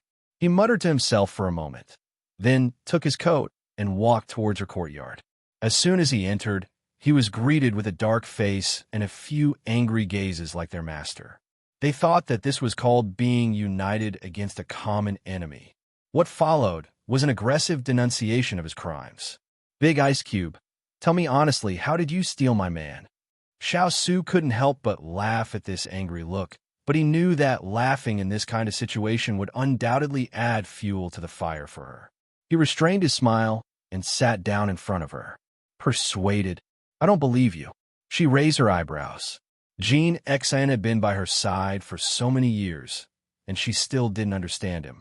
Although he usually didn't speak much, once he set his mind on something, even 9 bulls couldn't pull him back, so it was harder than ascending to heaven to persuade him. But in just 2 hours, he came to find her and said that he was willing to join the army. This made her very surprised, and she couldn't understand how he changed his mind in just 1 afternoon. After glutinous rice ball and the others were detoxified, they directly jumped into their master's room and cried, "Awoo!" They complained about the hardships of the past few days and then refused to leave. At this time, when they heard their master's words, they also howled at Xiao Su, protesting for their master. Xiao Su understood one thing, and that was the kind of master raised the kind of pet. He smiled faintly and said, because under my persuasion, he felt that joining the army was more meaningful than staying by your side. I don't understand.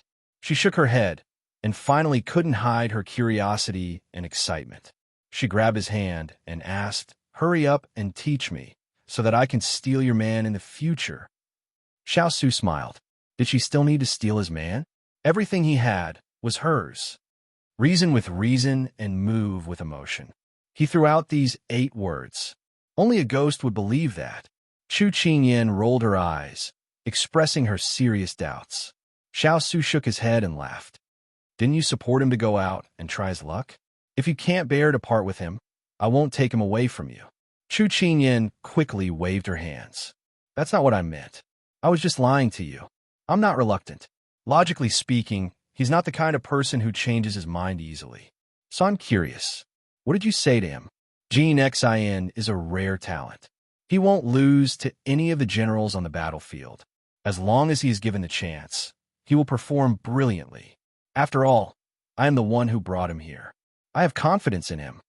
She knew that this was a time when the 3 armies needed people.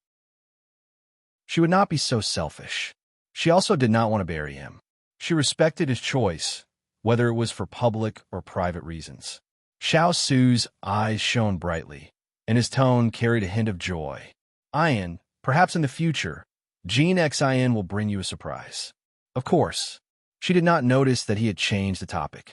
She raised her head slightly and said proudly, "That's why I'm handing him over to you. You have to train him well. It's okay to suffer hardships, but he can't be wronged. Of course, I also believe that he can do it well." All right. Xiao Su looked at her bright and beautiful smile. He really wanted time to stop at this moment, without the sword shadows in front of him, without the soldiers shedding blood in the future. He knew how important Jean Xin was to the little fellow, but he had to do this. He had to train a reserve force that belonged to her, so that she could stand firm in the future. Because at this moment, he could already foresee the storm of blood that would follow. If it wasn't for the appearance of the spy in the 3 armies, he would not have thought of using the people around her. There were dangers lurking around them. Some had already revealed their tales, and some are still deeply hidden. He had to prepare in advance to guard against all the sudden changes in the future. The 2 of them talked for a while. Chu Qingyan felt sleepy and drank the medicine. Under Xiao Su's watch, she fell asleep. Xiao Su sat by her side and accompanied her for a while until a subordinate came to report. He got up and gave some instructions to Glutinous Rice Ball and the others before leaving the room. When Xiao Su returned to the study, Hualing had already handed over the list of generals of the 3 armies. Master, this book is filled with the background of the generals of the 3 armies, as well as detailed information about their promotions and assignments. Xiao Su casually flipped through a few pages. What did you find? As Master expected, other than the old generals that you brought out, the others are all embroidered pillows. To be able to sit in this position, they either relied on nepotism or bought it with money. In these past few years, they have not done a single proper thing. The military power and the lives of the entire country's people are placed in their hands. This is truly shocking and infuriating. Hualing angrily spoke. He was so angry that his voice trembled. It was not only for the common people, but also for the brothers that fought side by side with him. Now, the number of embroidered pillows represented the number of brothers that these people had left behind. How could he not be angry? Xiao Su's eyes were deep as he closed the book.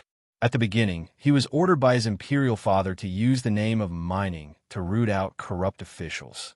He originally thought that corruption and abuse of power mostly occurred in the capital and other places. He did not think that the situation at the border would be this serious. His imperial father, did he know to what extent the foundation of the world had been eroded? How is your investigation of these people going? Have you made any progress? Seeing his master's unfathomable expression, Hualing put away his emotions and reported his findings. Master, at present, most of the generals have been ruled out. There are still 5 people that this subordinate is not sure about, so I have ordered people to closely monitor them. Well done. We will take action soon. At that time, we can follow the vine to the melon and find the mole. Xiao Su nodded and continued. Currently, there is one thing I need you to do. Master, please give the order. Hualing immediately replied. Announce to the outside that the 3 armies have been poisoned and that it will take some time to recover. Xiao Su said. Hualing understood tacitly. Master wanted to use this to make the enemy relax their vigilance. He immediately responded with a smile. This subordinate will do it now. Go. Xiao Su planned to walk back to the table. At this time, Hualing, who had walked to the door, remembered something and turned back. Master, the left minister sent someone to deliver a letter. This subordinate forgot to give it to you today. He took out the letter and handed it over. Xiao Su raised a brow. He took it and opened it. Reading 10 lines at a glance, he quickly scanned the contents. His lips curled into a mocking curve as he said coldly, he wants Ben Wang to arrange for his people to enter the army camp. Hualing's expression became angry when he heard this. Left Minister Darren knows that this place is already in deep water and still sends people to cause trouble for you. This is too much. Xiao Su casually threw the letter into the lantern. Watching the letter burn in the fire, his tone was calm as he said, no need to pay attention to it. Just focus on the war. He was not a chess piece in their hands. He would not let them control him without a temper. Hualing nodded heavily when he heard this. Chapter 9:38. The next morning, Chu Qingyan was already able to get out of bed and walk around. She had developed a good habit from years of practicing martial arts. Even if she was sick or injured, she would always wake up at that time. Thus, when the sun had just risen, she was already walking around the courtyard, accompanied by a few pets. Because Xiaohai had brought back the herbs in time and saved the lives of Bai Yutong and the others, they were obedient in front of Xiaohai and didn't quarrel with him. She wanted to laugh when she saw Xiaohai holding his head high and the other 3 humbly following behind him. At this moment, a few soldiers entered the courtyard, carrying baskets and bags. They walked up to her. Little brother Chu, these things were sent here by the people of the city. They said they want to nourish your body and repay you for saving their lives. One of the soldiers said with a simple and honest smile. Chu Qingyan was a little surprised. Her gaze fell on the baskets. There were eggs, duck eggs, vegetables, melons, and chickens and ducks. Her gaze softened. You can return these things. Tell them that I appreciate their kindness, but I can't accept these things. The soldiers looked at each other awkwardly. One of them said, Little brother Chu, the people ran away faster than rabbits after stuffing these things to our brothers. I'm afraid it'll be difficult for us to find them. Chu Qingyan was also in a difficult position. At this moment, a voice sounded in the courtyard. Put these things in the kitchen. We can't let down the people's good intentions. The soldiers heaved a sigh of relief when they heard this and sent the things to the kitchen. Chu Qingyan turned to look at the person who had suddenly appeared. She said helplessly, That's not very good. Chung Yinluo walked up to her and said calmly, What's not very good about it? You're injured now. If you don't nurse your body back to health, how can you kill more enemies on the battlefield? She patted Chu Qingyan's shoulder and said earnestly, You deserve it.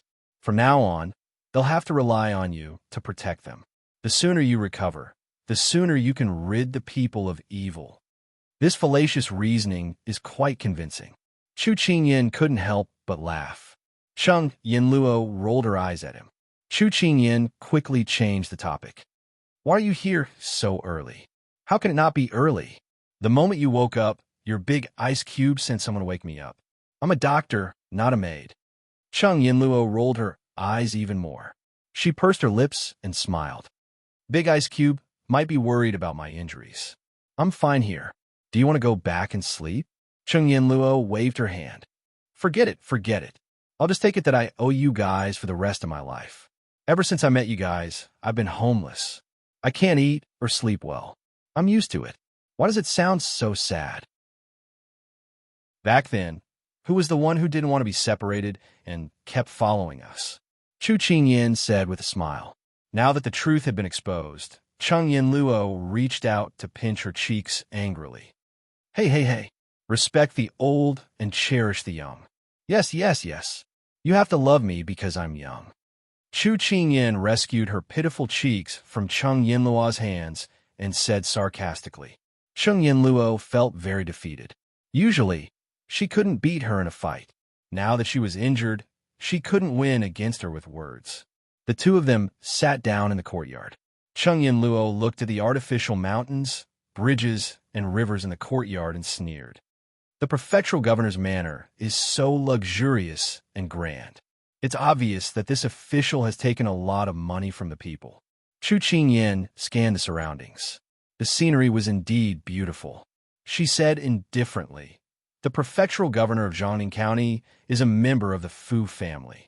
Just because he's from the capital, he's been arrogant and domineering in the past 3 years. He's a treacherous eunuch. How can there be peace when treacherous officials rule? Cheng Yinluo was surprised. Speaking of which, how do you know so much? Chu Qingyan smiled. Over the past few years in Lianqing, I've been collecting interesting stories about the local customs and customs of the Sichuan. When I'm bored, I'll listen to these stories. She said it so casually, as if it was easy to do. But Cheng Yinluo knew that she had taken the trouble to remember these things so that she could use them one day for Xiao Su. She didn't know what she might need, so she did everything she could think of that would be useful.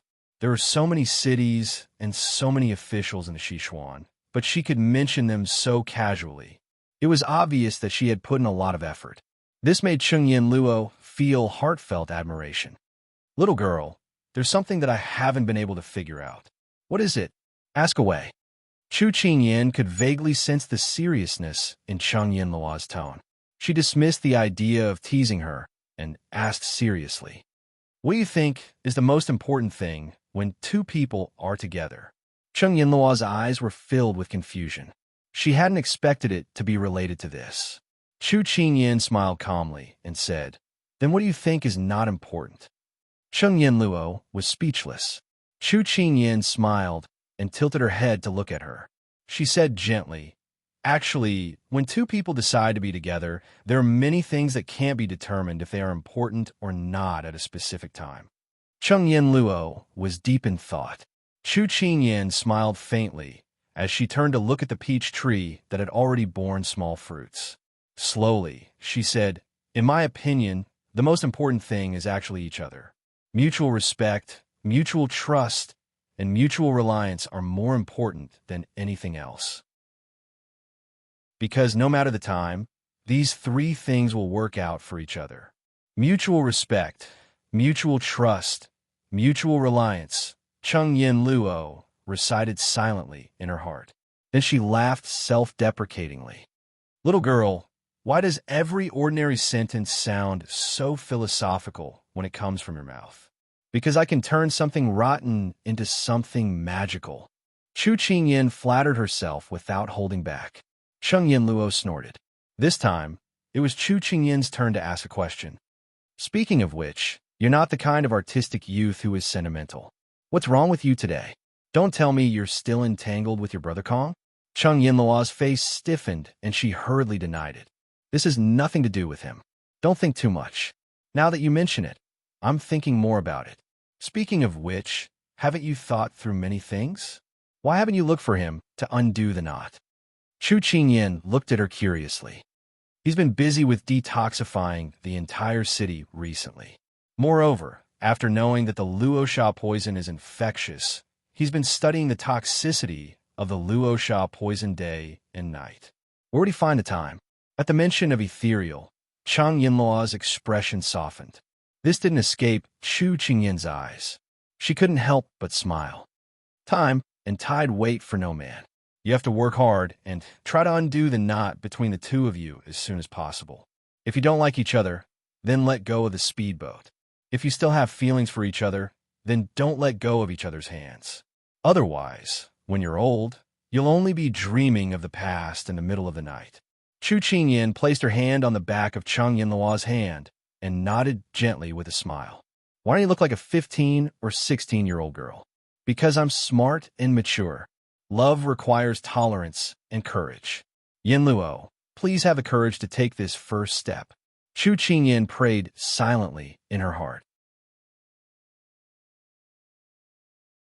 Chapter 9:39. Because her main task at this stage was to recuperate, all the work at hand was shared by Big Ice Cube. However, to suddenly become idle from a busy state, Chu Qingyin was very uncomfortable. So after having breakfast with Chang Yinluo, she had nothing to do, so she decided to go to the study to look for him. When she entered the study, she saw Big Ice Cube frowning slightly as he read the official documents. She didn't disturb him, but chose to tiptoe to the bookshelf at the side, intending to find a book to pass the time. You're injured, so you should rest. You shouldn't read these tiresome books.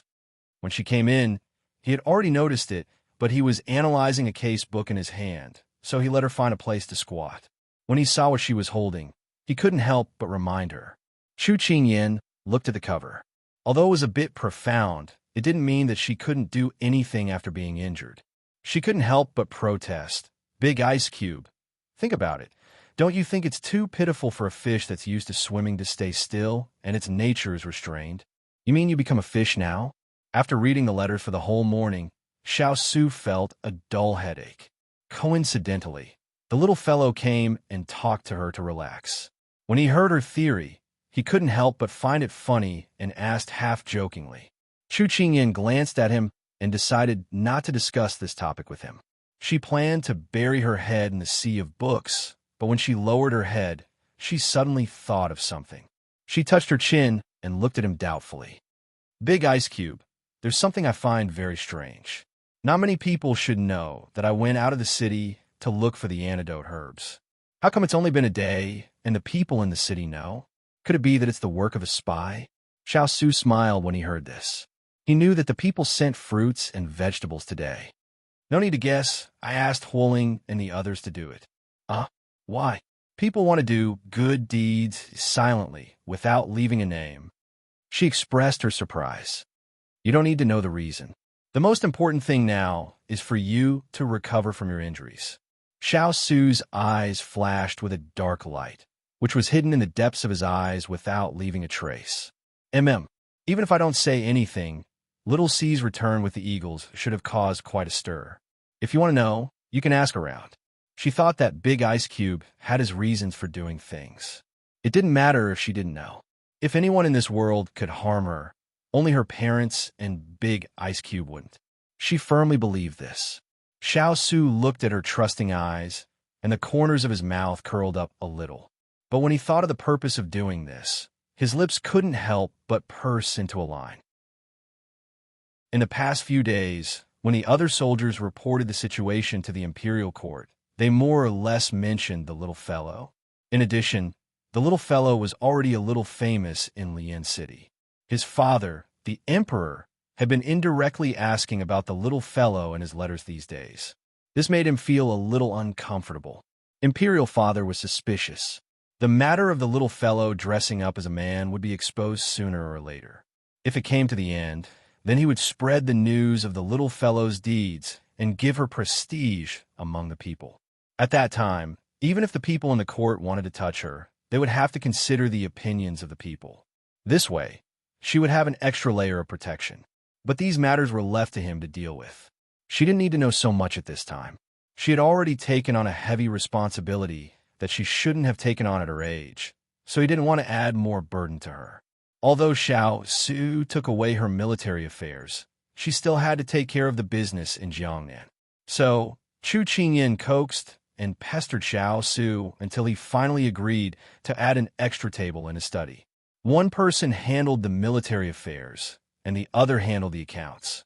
They didn't interfere with each other, but they were very harmonious.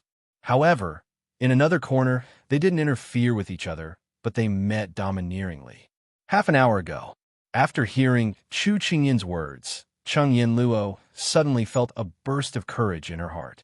After leaving the courtyard, she turned around and walked towards the courtyard where the wounded were treated.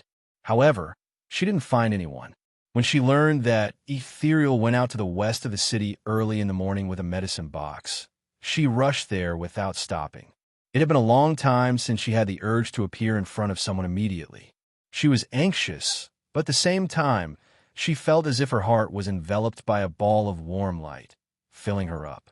Ever since he left in a hurry that year, she hadn't experienced this kind of sweet and sour expectation. Because there were soldiers patrolling everywhere in the city, she asked around. However, everywhere she went, she was told that he had already left. Little by little, she found out about his whereabouts. The desire to see him grew stronger and stronger. It was as if she had returned to that year, when she searched the entire sect just to ask him about the use of a medicinal herb. She dashed through the crowd, searching for alleys. She was like a butterfly, fluttering nonstop. The sun's scorching rays shone on her body, causing her whole body to emit steam. She felt her cheeks burning, but she didn't care. At this time, she was standing at a crossroad, hesitating about which direction to go. Suddenly, she heard a clear child's voice. "Brother Ethereal, you said that this herb has the effect of clearing heat and detoxifying poison, right? Then can I bring it home and cook it for my mother?"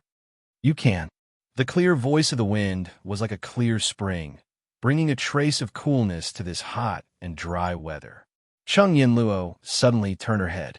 In the corner of a dilapidated wall, she saw a person bending down to explain the effects of medicinal herbs to a child. Although in this dilapidated landscape, he was dressed in plain clothes without any ornaments. But in her eyes, he was more dazzling than when he was dressed in fine clothes. This one glance made her feel as if she had returned to the past.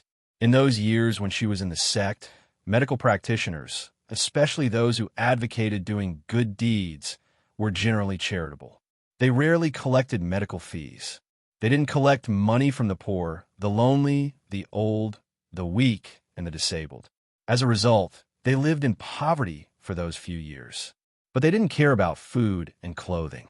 As long as they ate enough and wore warm clothes, whether it was simple tea and simple meals or coarse linen clothes, they lived comfortably and contentedly. This scene evoked the buried memories in her heart. She couldn't help but walk towards him. When she was 3 steps behind him, she came back to her senses. But at this time, she didn't have the slightest intention of shrinking back. Time waits for no man. She didn't know when she would have this kind of courage again. "Brother Ethereal, there's a beautiful big sister looking at you." The child pointed behind Ethereal and smiled innocently. Ethereal was still focused on the herb. Hearing the child's words, he was puzzled. Then, he turned around and looked in the direction of the child's finger. Under the plain clothes and flowers, there was a clear gaze. He stood in place, stunned. Little Yen. Chapter 940. She couldn't help but call out softly. Surprise, delight, and excitement flashed across Ethereal's eyes. However, a gust of wind blew over, dispersing the gentleness in his eyes and taking away the warmth from his body. She was about to walk up to him, but when she met his distant and cold gaze, she stopped in her tracks. She had clearly felt his joy when he saw her, but in the blink of an eye, it had turned into an illusion. "Xiaoyan, what are you doing here?" Ethereal smiled faintly. His tone wasn't warm, as though he had met an ordinary friend. There were many things she wanted to say, but at this moment, she felt as though someone was strangling her throat.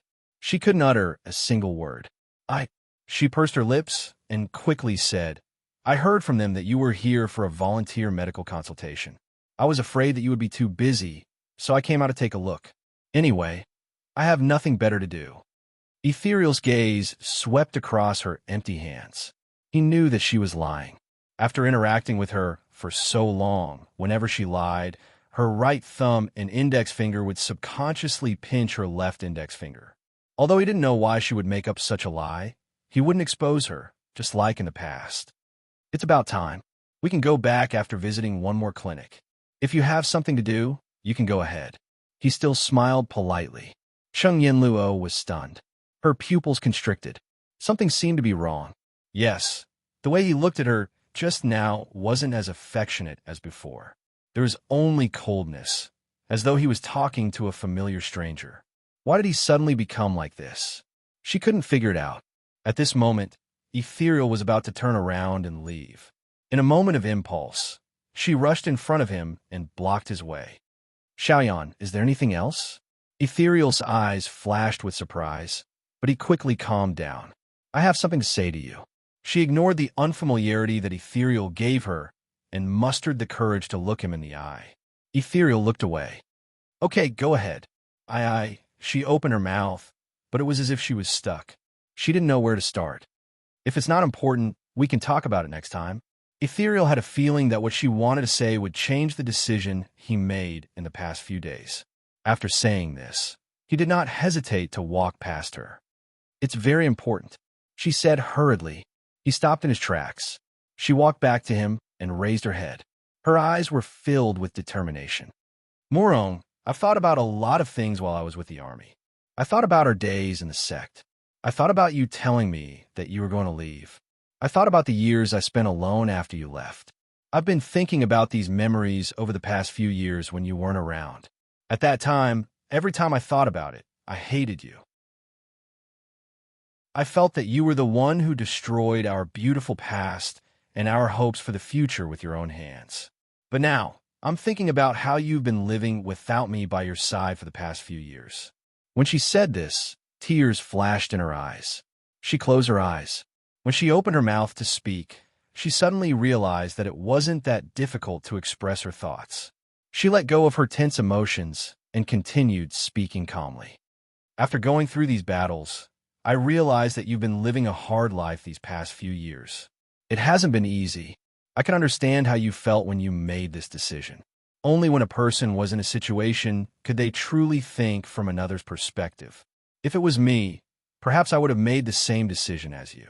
But you're more righteous than I am, more responsible than I am. Although I've resented you and hated you for so many years at this time, I realize that personal love and hate are far too insignificant when compared to family, country, world, life, and death. Kong Ling looked at her in astonishment. He never thought that he would hear such words from her mouth. He thought that he would never hear such words again in his life. His heart was like a surging wave, surging violently into his entire heart. She looked at him with self-reproach. Morel, I'm sorry. I'm too selfish. I'm still living in the past. I don't want to break free and live a good life with you. I only think about my own grievances.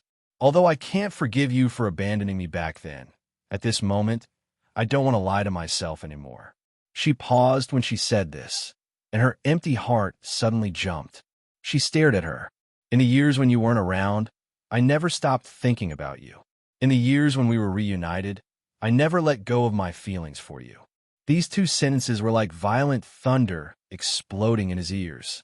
He felt as if his legs were floating, as if he was dreaming. It turned out that Xiao Yin was just like him.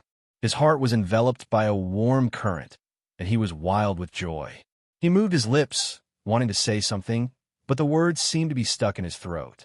A thought appeared in his mind, instantly extinguishing this warm current and freezing it into ice. At this moment, Cheng Yinluo didn't notice the change in his expression. She gathered the remaining courage in her heart and threw caution to the wind. Morong, I want to give our future a chance to start afresh. Are you willing to do it?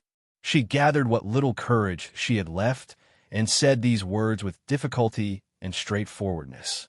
She knew that most women were too shy to boldly express their love, but she never felt that taking the initiative was wrong. If she felt that this person was the only one in this life, It didn't matter if she lost a little face. She could make him lose it back in the future and call it even. However, these words seemed to dissipate in the air. They were silent and didn't receive any response. She couldn't help but look up at him. What greeted her eyes was his calm and cold appearance. Her heart subconsciously clenched. At this moment, she heard him speak. Xiao, I'm very surprised, but at the same time, I'm very happy that you're so honest with me. Thank you for understanding me. She stared at him fixedly. But I'm very sorry. I might not be able to continue being with you. Ethereal lowered his eyes and didn't look at her. He said each word slowly and unhurriedly. He felt as if his heart was being cut into pieces, but on the surface he still looked calm and composed. Why? She widened her eyes in disbelief. When a person no longer wants to spend the rest of their life with another person, what do you think is the reason? Ethereal didn't answer her question directly. Why? Because he didn't love her anymore. Cheng Yinluo bit her lip and looked at him with reddened eyes. Do you mean that I don't have a place in your heart anymore? Yes, he replied with pursed lips. In an instant, the world fell apart. She couldn't see anything else in front of her anymore. Only his words echoed clearly and resolutely in her ears. Time has worn away my feelings for you. I can't continue being with you. I'm sorry, Xiao. I'm sorry, Xiao, he said sorrowfully in his heart. Chapter 941. Morong, do you know what you're saying? Cheng Yinluo looked at him and murmured. Disbelief was written all over her face. Ethereal felt as if a knife had been twisted in his heart when he heard her sorrowful question. However, he heard his own cold and heartless reply. Xiao, although I've been very guilty of hurting you these past few years, I've traveled extensively these past few years. I rarely think about those days when we were in the sect. My impression of you is still stuck in the past. After so many years, we've both changed. I'm no longer the eldest senior brother in your heart. In the past, I was merciful when I practiced medicine to save people. Now, my hands are stained with blood.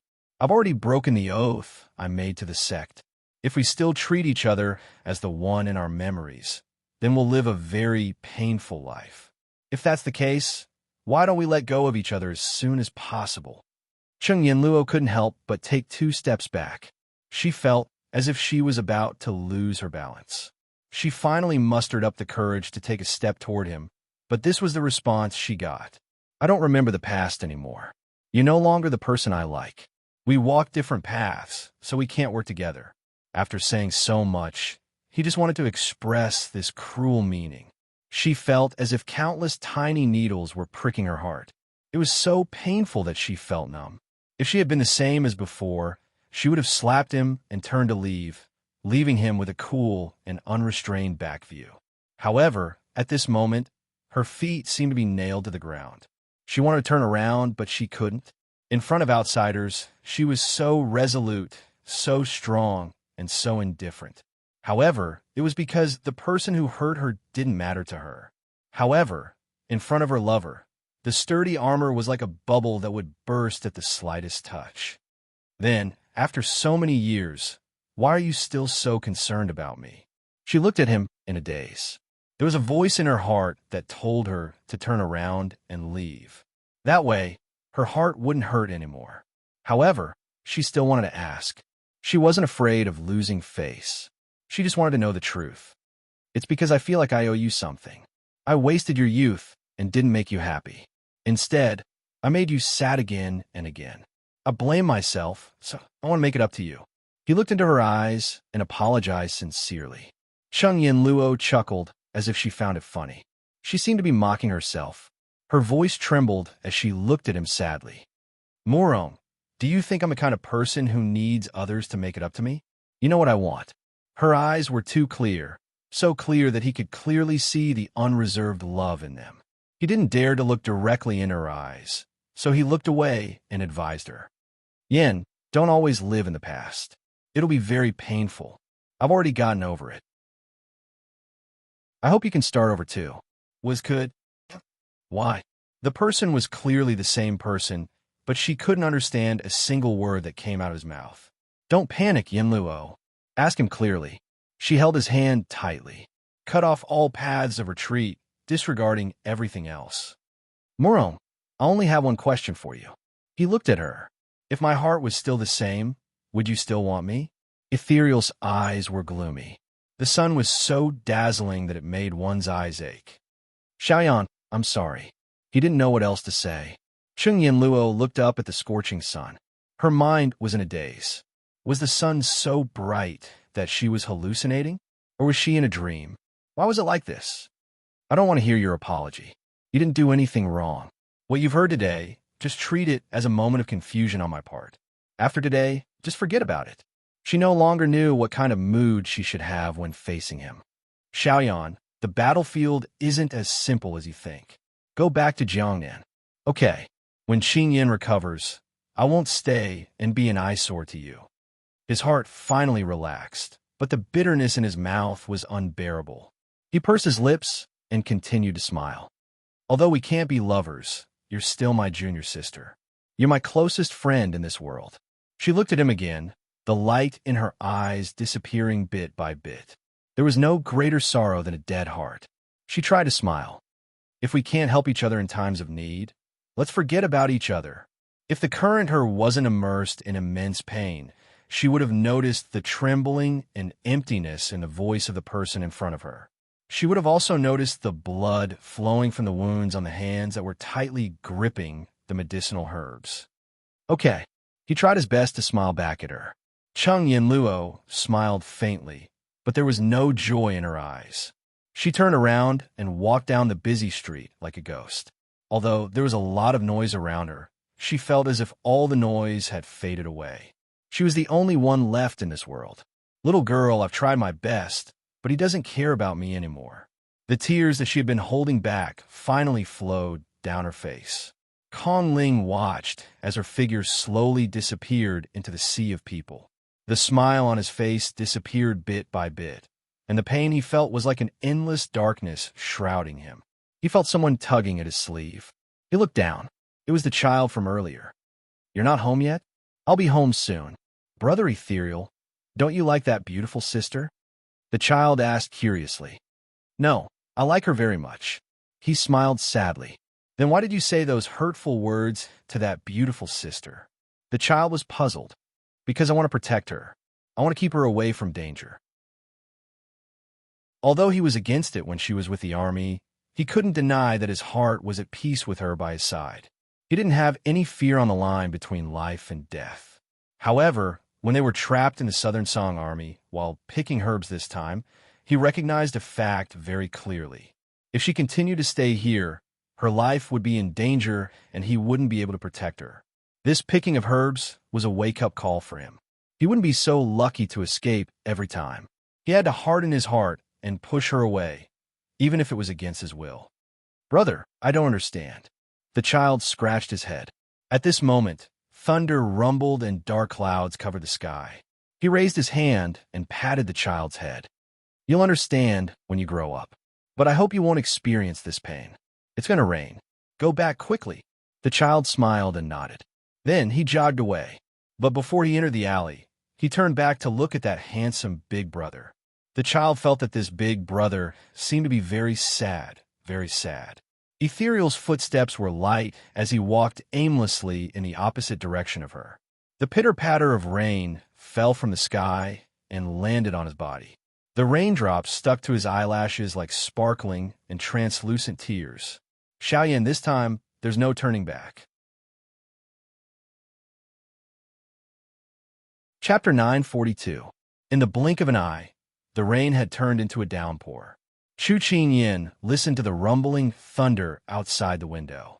Her heart trembled with fear as she watched the rain fall outside.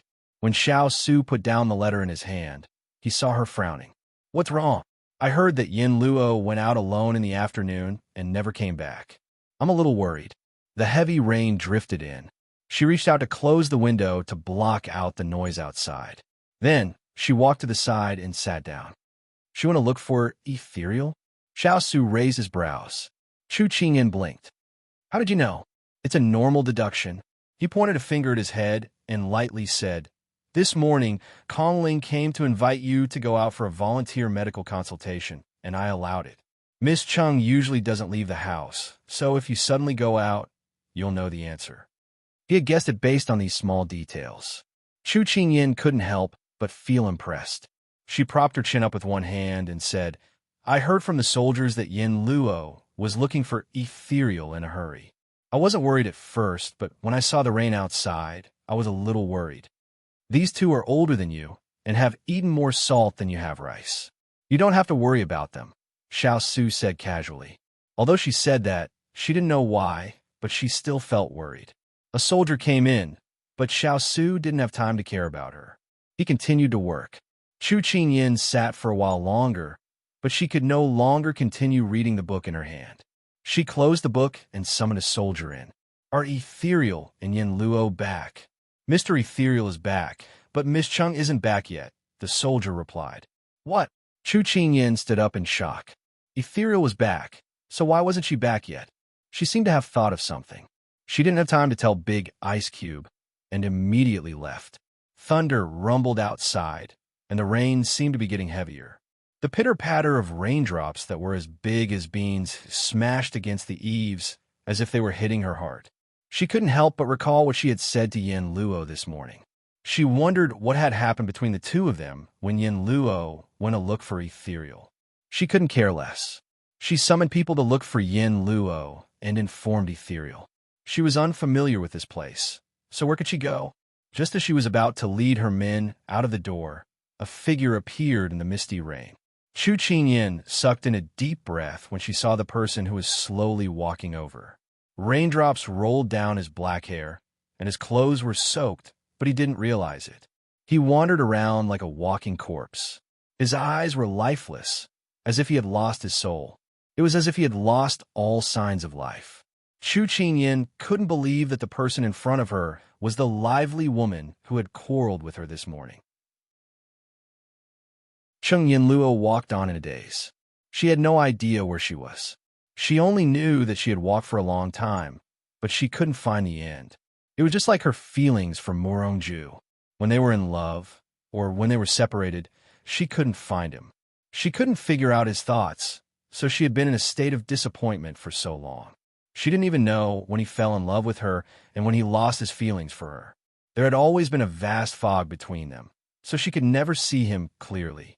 For so many years, she had been looking for him all the time. When she couldn't find him, she was helpless. When she found him, she was afraid that he would disappear again.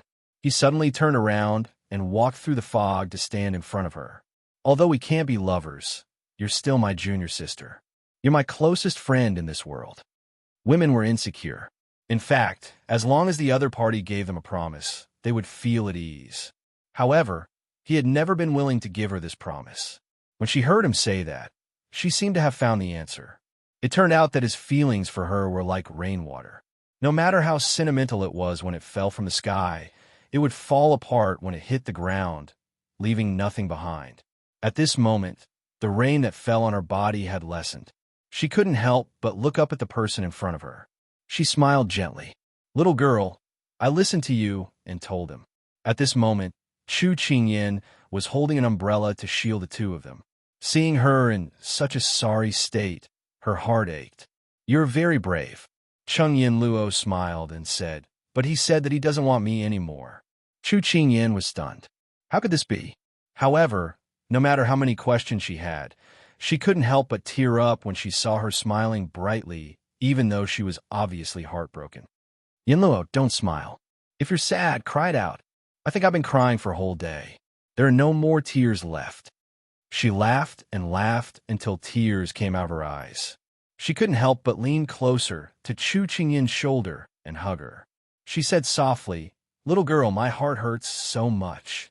After saying this, she couldn't help but burst into tears. A wave of sadness filled Chu Qingyin's heart. What kind of emotional pain could cause such a strong and independent girl to be in such pain? Yin Luo, it's my fault. I shouldn't have asked you to look for Ethereal. Seeing her like this, Chu Qingyin's heart was filled with guilt as she blamed herself. She hugged Chu Qingyin tightly, and when she felt Chu Qingyin's cold body shiver, her heart started to ache. Chung Yin Luo shook her head. Her voice was sad and hoarse. No one is wrong. No one did anything wrong. It's just that we're not fated to be together. When we met at the right time, we didn't make good use of it. Yinluo, don't be sad. I'll get Big Ice Cube to stand up for you and teach Ethereal a lesson. He'll apologize to you. Don't be sad, okay? Chu Qingyan gently patted her back and comforted her gently. Chung Yinluo shook her head again. Little girl, I'm afraid that I won't be able to love anyone anymore. Her voice was sorrowful and hopeless. She sounded like a lost person who had completely given up hope of finding her way back. Chu Qingyan could feel her endless loneliness and sorrow. She was afraid that something would happen to her. She wanted to say something, but her words were stuck in her throat, and she couldn't say a word. Love was either honey or poison. Some people would be happy forever, while others would sentence themselves to death. No one else could understand this feeling. In the end, Chung Yinluo was exhausted from crying. Raindrops fell on her eyelashes, mixing with her crystal-clear tears as they flowed down her cheeks. Warmth and coldness alternated between her cheeks, just like how her body was in a state of ice and fire. When she closed her eyes, she seemed to see a familiar figure standing in front of her. It was so close, yet so far away. Morong, I won't look for you anymore. It's too tiring. The scariest thing in life wasn't falling in love without knowing where it came from.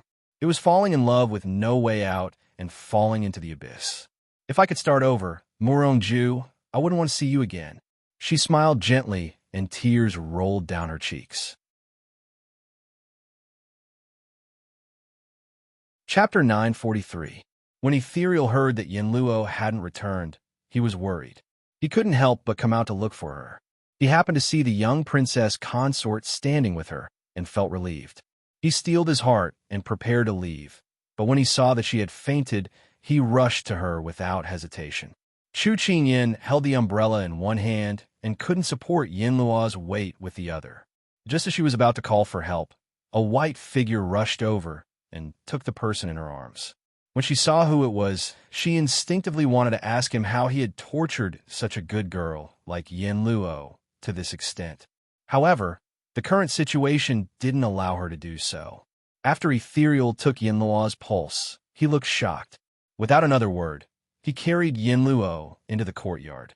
Chu Qingyan knew that something had happened and immediately followed him. Ethereal kicked the door open and said as he walked, "Young princess consort, please prepare some hot water and clean clothes for Yinluo. She's running a fever." Chu Qingyan immediately turned to instruct the servants to prepare. 15 minutes later, she cleaned Yinluo's body and changed her into clean clothes. Then, she stood aside and waited for Ethereal to check her pulse. She's been in the rain for too long. Coupled with her unstable emotions, her body is too weak. The cold has invaded her body, and she's running a high fever. I'll go and get some medicine and have someone send it over later. I'll have to trouble you to make her drink it. Ethereal retracted his hand, and his tightly knitted brows relaxed. He shouldn't appear in front of her at this time. Hence, he took a deep look at the person on the bed and resolutely got up to leave. Chu Qingyan caught the meaning behind his words and frowned. She stood in front of him and suppressed the anger in her heart. Ethereal, I don't know what happened between you and Yinluo. I don't know why you treat her so coldly, but I have to tell you that she became like this because of you. Don't you feel guilty seeing her so haggard lying here? Ethereal lowered his eyes. Young princess consort, this is between me and Yinluo. Did he mean for her to stay out of this? Upon hearing this, Chu Qingyan was infuriated. Her suppressed anger suddenly erupted. Yes, this is between the two of you. I shouldn't meddle in this. But Yinluo is my friend, a friend that I treat with sincerity. I feel sad and distressed to see her go from being full of vitality to such a sorrowful state. You've known her for so long. Let's not talk about now. In the past, the two of you were in love with each other and admired each other. Even if this feeling disappeared, the feelings of the past were still there, right? Can you just abandon her without any guilt and watch her suffer from the pain of her illness? Ethereal, how can you bear to do this? Ethereal silently endured the young consort's reproach. After she finished speaking, His expression was still calm. He slowly said, "Young consort, this subordinate feels that it is better to end the pain quickly than to prolong the pain. Instead of continuing to cause chaos, it is better to be as calm as water and never meet again." Chu Qingyin couldn't help but widen her eyes. Was this person still ethereal? Was this the ethereal who had wholeheartedly sacrificed for Yen Luo behind her back? Ethereal, at this moment, Ethereal bowed in the direction of the door. "Master!" Chu Qingyin turned her head and saw the person standing in the room. She couldn't help but vent her anger on him. Discipline your subordinate yourself, abandoning her after seducing her and toying with her feelings. Stubborn and unrepentant. Xiao Su frowned slightly and said disapprovingly, "Ayan, watch your words." Chu Qingyin knew that she had misspoken, but she was still in a fit of anger. She gritted her teeth and turned to take care of Yen Luo. Xiao Su glanced at the angry little fellow, then his gaze finally landed on Ethereal. "Come out with me," Ethereal acknowledged, and turned to look at the person lying on the bed. Then he called for a doctor in the city to get some medicine and followed his master out. It was raining cats and dogs outside. Rainwater poured down from the eaves like a waterfall, separating the quiet and the bustling world into two different worlds. Ethereal followed Xiao Su down the long corridor. The sound of the rain falling and the bustling world made one feel incomparably cold and desolate. Xiao Su turned to look at the subordinate in front of him, whom he had never had to worry about. At this moment, his face was dejected and lonely, as if he had lost his soul. "I shouldn't have interfered with your personal affairs, but Ayan has always been concerned about the relationship between the two of you. I don't want your matters to affect her recovery." Ethereal was stunned by his blunt words. He didn't know whether to laugh or cry. His master was being so straightforward. Couldn't he take his subordinate's feelings into consideration? "Master, he wanted to say something, but the master in front of him raised his hand and stopped him. "I don't know what happened between the two of you, but Ethereal, as a man, you must have the courage to take responsibility.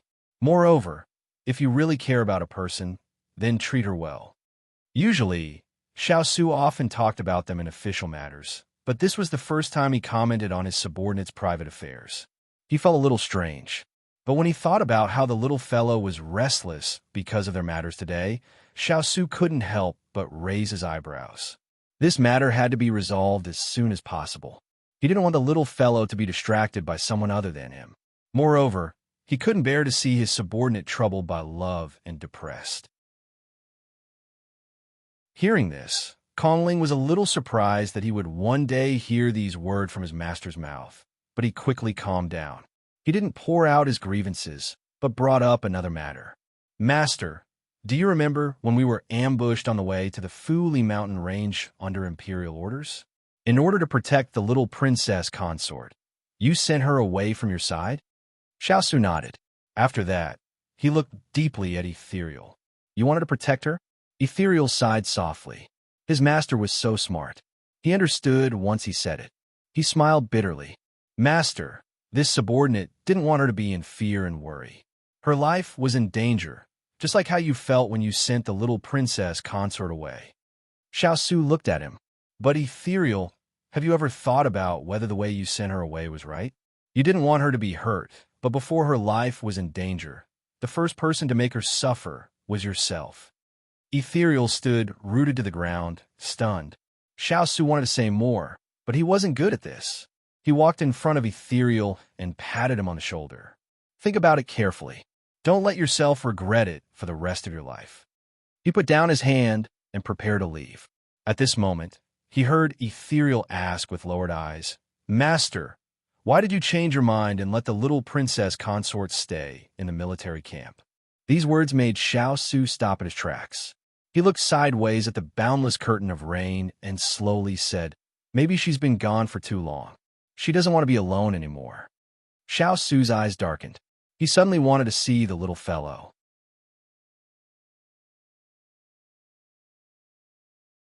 Chapter 944.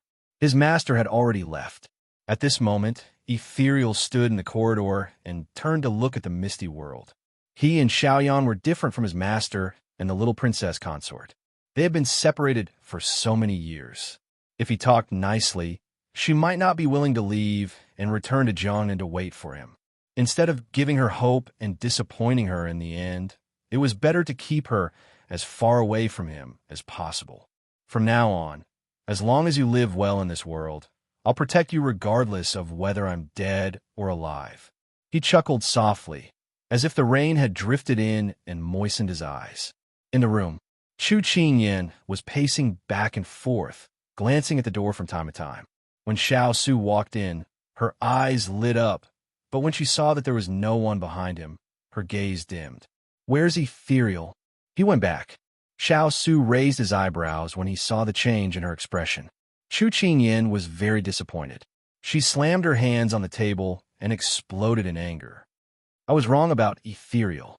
I didn't expect him to be such an ethereal." Seeing her clap her hands, Xiao Su's handsome face twitched slightly. If Kongling was here at this moment, he would have been slapped in the face. "Look, Yin Luo is such a beautiful and talented girl. She's 1 in 100 in a crowd. How could he hurt her so casually?" If he were in the modern world, where there are more men than women, he would be single for the rest of his life. Chu Qingyan was so angry that she spoke without thinking. Fortunately, Xiao Su was focused on her hands and didn't pay attention to her words. "Things have already turned out this way. As outsiders, we can't say anything. Don't think too much," Xiao Su consoled her. Chu Qingyan pursed her lips and turned her anger on him. "You men are all trash. To think that we've been so loyal to you and devoted our hearts to you, but this is what we get in return." Xiao Su, who had been wronged, coughed softly and said, "When have I ever treated you like this? Don't overturn the whole boat with one pole. You haven't done that yet. As the saying goes, a crooked stick will have a crooked shadow. Ethereal is your subordinate. Who knows, you might end up like him one day." She could not be angry at Ethereal. After all, he was Big Ice Cube's man. However, Big Ice Cube was her man, so she vented her anger on him. Xiao Su felt very wronged, but when he saw her slightly red eyes, the words of justification swallowed in his throat. In the end, he didn't say anything. Instead, he walked forward and reached out to hug her. "It seems like everything I say is wrong." She reached out and pushed his chest. She struggled, but she was not as strong as him. In the end, she gave up. Most of her anger dissipated, and her expression changed to one of helplessness and panic. "Big Ice Cube, will you abandon me one day like Ethereal did to Smokey? How'd he get dragged into this?"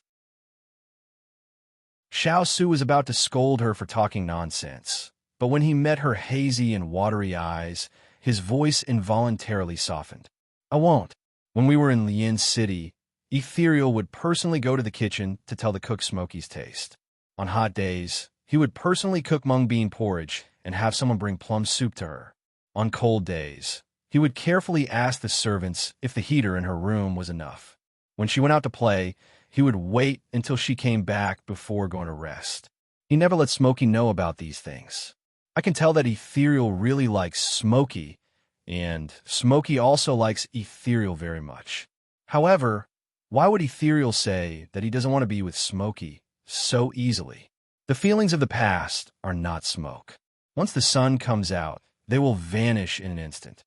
Humans are more emotional than plants because they have 7 emotions and 6 desires. They have hearts, greed, anger, and foolishness. They can choose to love or be loved. If you can give up on someone you deeply love just like that, wouldn't it be too rash and simple? Is deep love something so cheap? Is it only a matter of a thought to want or not?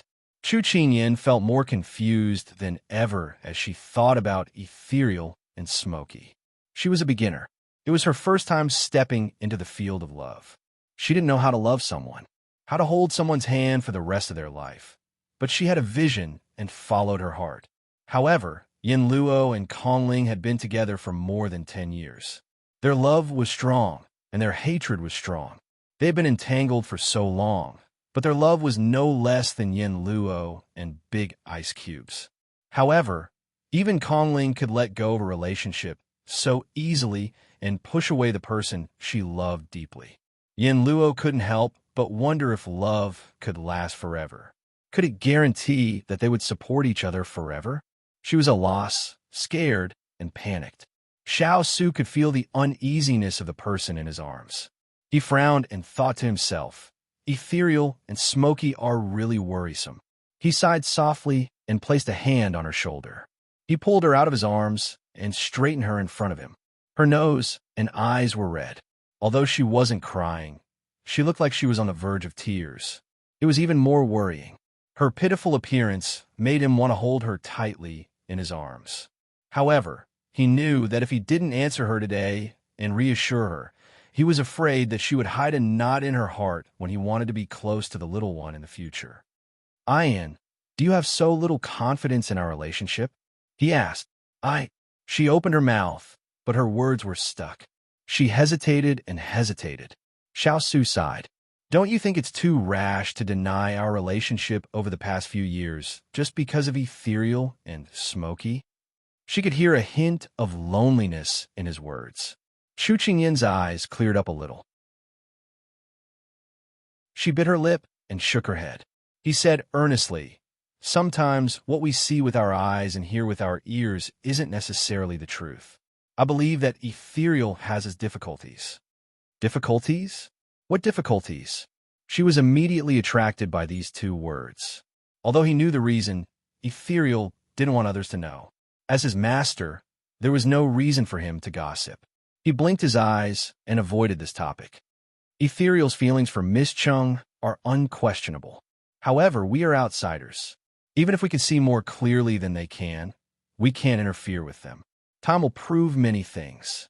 Let them deal with this relationship on their own. This is something that outsiders can't influence. But no buts. Xiao Su reached out his other hand and caressed her face. His gaze was as gentle as water.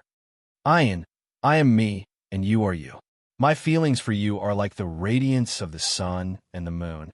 It will never change." This confession caught her off guard. While she was still in a daze, a dark shadow loomed over her. Her lips felt warm, and he sucked on them. Then he pried open her lips and teeth, and swept her lips and tongue domineeringly. She couldn't help but close her eyes. She placed her hands on his shoulders and sank with him.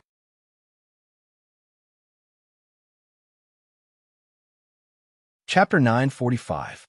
The Sichuan Emperor's capital. In the splendid palace, a figure was spinning around. At this time, an attendant quickly walked in. "Your Highness, the investigation has been completed. The one injured is indeed the youth Chu Yan by His Royal Highness's side." As soon as the attendant finished speaking, Xiao Ran's expression became anxious. "Where is the injury? Is it serious? How did she get injured?"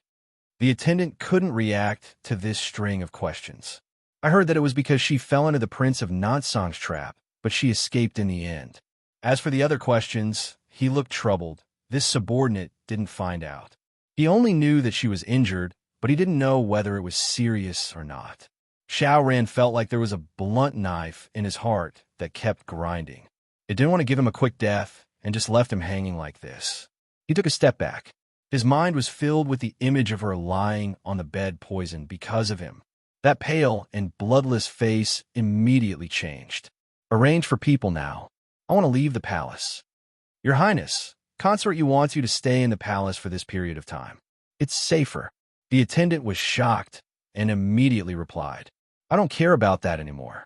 Order people to prepare." Xiao Ran raised his hand, his expression displeased. At this time, a low and gentle voice came from outside the hall. It was cold and sharp. "Ranner, where are you going?" "Mother?" Xiao Ran turned and saw his mother leisurely walking in. Her face was still anxious. He went up to greet her. "Mother, I want to leave the palace to help eldest brother." He didn't dare to mention Xingyin's matter for fear that his mother would be angry. But his volunteering to go to the border made Consort Yu unhappy. "You've only been back for a few days, and you want to run away. Don't you know the dangers of the battlefield?"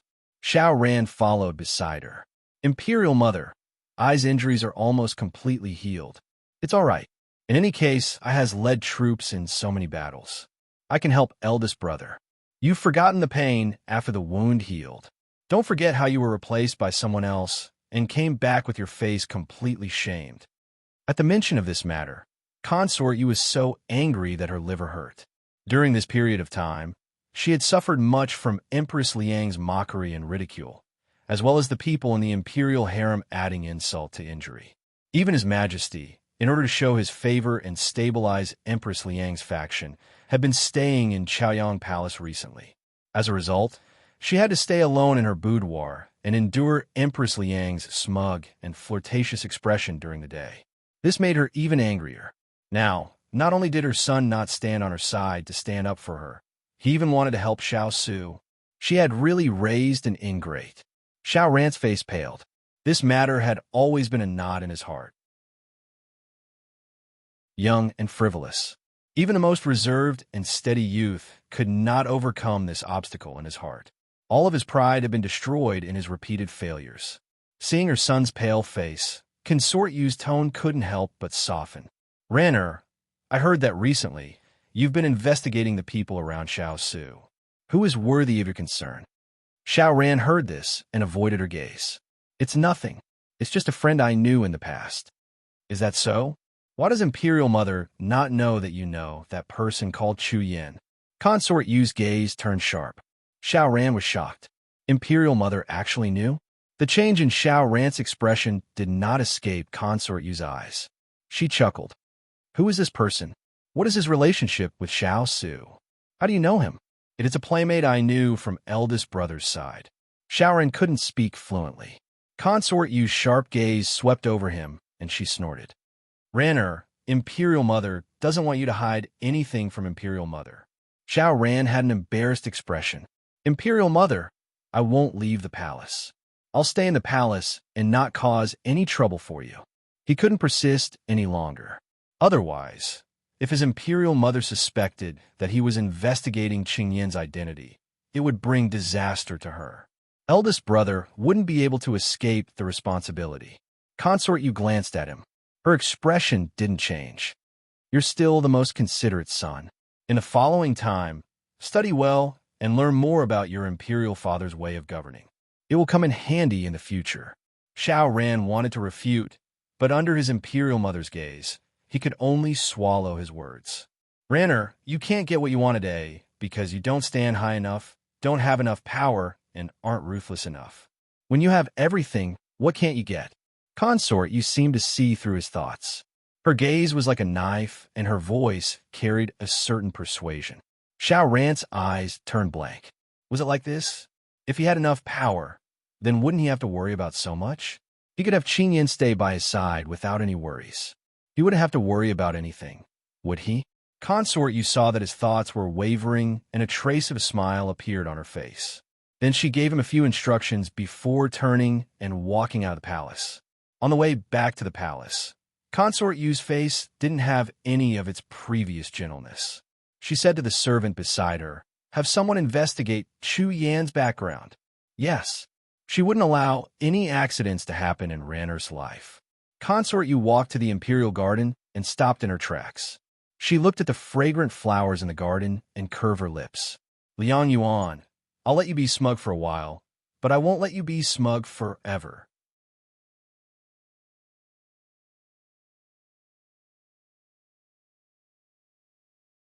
Chapter 946.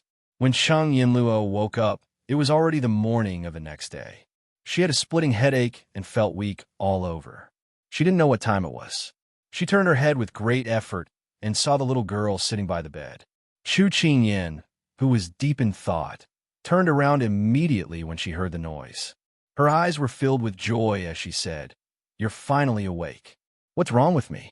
She spoke with great difficulty, only to realize that her voice was unbelievably hoarse. She couldn't bear to see or listen to this sickly and lifeless person in front of her in her weak voice. She couldn't help but get angry. What's wrong? Have you forgotten? Who was the one who walked around in the heavy rain, cried her heart out? Wasn't it just a breakup? You made it seem like the end of the world. I'm afraid that you'll be tormented to death before the end of the world. This angry scolding woke Cheng Yinluo up from her daze. However, the scene of yesterday kept replaying in front of her eyes. Time has worn away my feelings for you. I can't be with you anymore. Since that's the case, why don't we let go and let each other go? Although we can't be lovers, you'll always be my junior sister. You're my closest friend in this world." These words were like a curse that filled her ears and gave her a splitting headache. In the end, it stopped at the scene where he looked at her coldly and apologetically. "Xiao, I'm sorry." She reached out to cover her eyes, feeling as if her heart was being torn apart. "Little girl, this time, I can finally hate someone without any guilt. It's just that I don't want to hate him. Loving someone is tiring enough. Hating someone is even more tiring and meaningless." These words shocked Chu Qingyan. Then her eyes filled with pity. "Yin Luo, it's okay. This is good too. After so many years, it's finally over. I don't have to suffer day and night anymore." Her gentle laughter hid endless desolation. "Don't be like this, Yin Luo. I feel bad just looking at you." Chu Qingyan couldn't listen to her anymore. Chung Yin Luo removed her hands from her eyes and looked at the person beside her. "You don't have to worry about me. I'm fine. It's not the end of the world, right? Just take it as a tribute to the past. We can start again in the future. Is that right, Yin Luo?"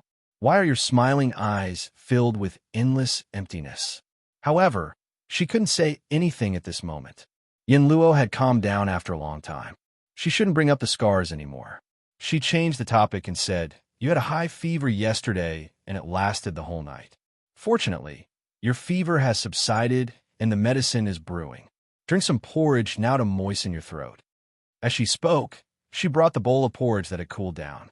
She stirred it with a spoon and was about to scoop it up when Yin Luo suddenly spoke. "Little girl, I'll go back to the clinic after you've recovered." Realizing that she had misheard, she raised her head and asked, "Have you made up your mind?" Chung Yin Luo's gaze was unfocused.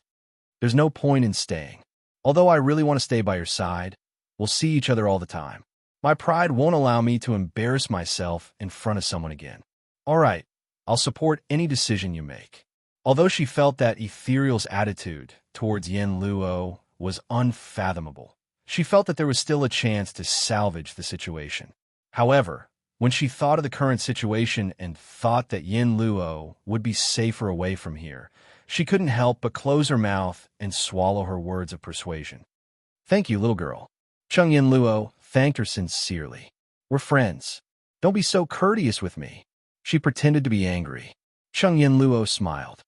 "I'm really sorry to have made you drag your injured body to take care of me. I told you to stop talking, and you're still being so uptight. I don't want to listen to these words in the future. Eat your porridge." Chu Qingyan said fiercely, but her actions were extremely gentle. Chung Yin Luo smiled gently. Chung Yin Luo was very cooperative in the following days. She took her medicine well and ate her meals obediently. She didn't cry or make a fuss and was so quiet that no one had to worry about her. However, it was this obedient and quiet manner that made Chu Qingyan even more worried, so she would come over to stay with her from time to time.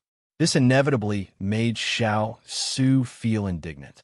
She was by his side, but he couldn't see her or eat her. However, he could only let her do whatever she wanted. After all, she was her friend, so he couldn't say anything.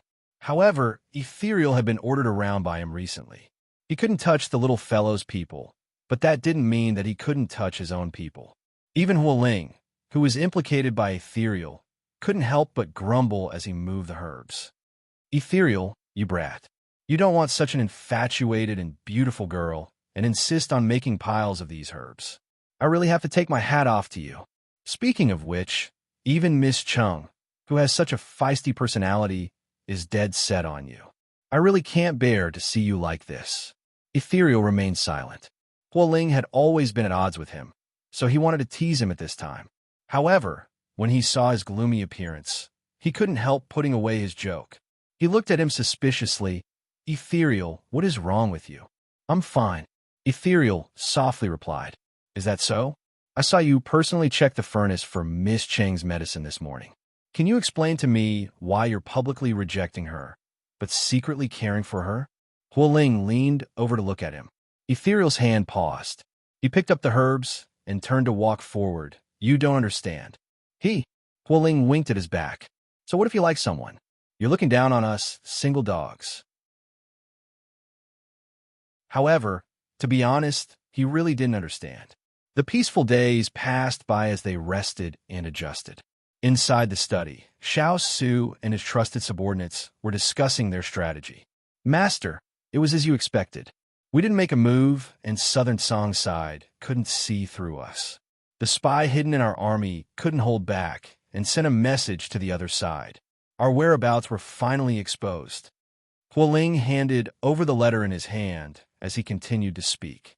This person is very smart. He shot the secret letter out with an arrow, and the person who received it hid in the dark to take the letter. From the beginning to the end, the people of the southern blue continent never sent back a letter to him. This is also the reason why our people never found out. Xiao Su knit his brows. At this time, he had already opened the letter. After skimming it, he asked, "Who is this person?" This person doesn't belong to anyone in the court. 2 years ago, he relied on the military exam to become our Shishuan's second place. His name is Wu Qing.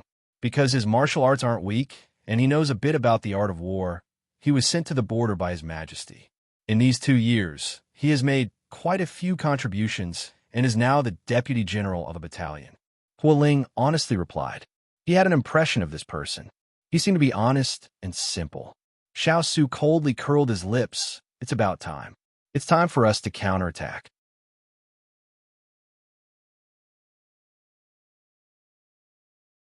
Chapter 9:47.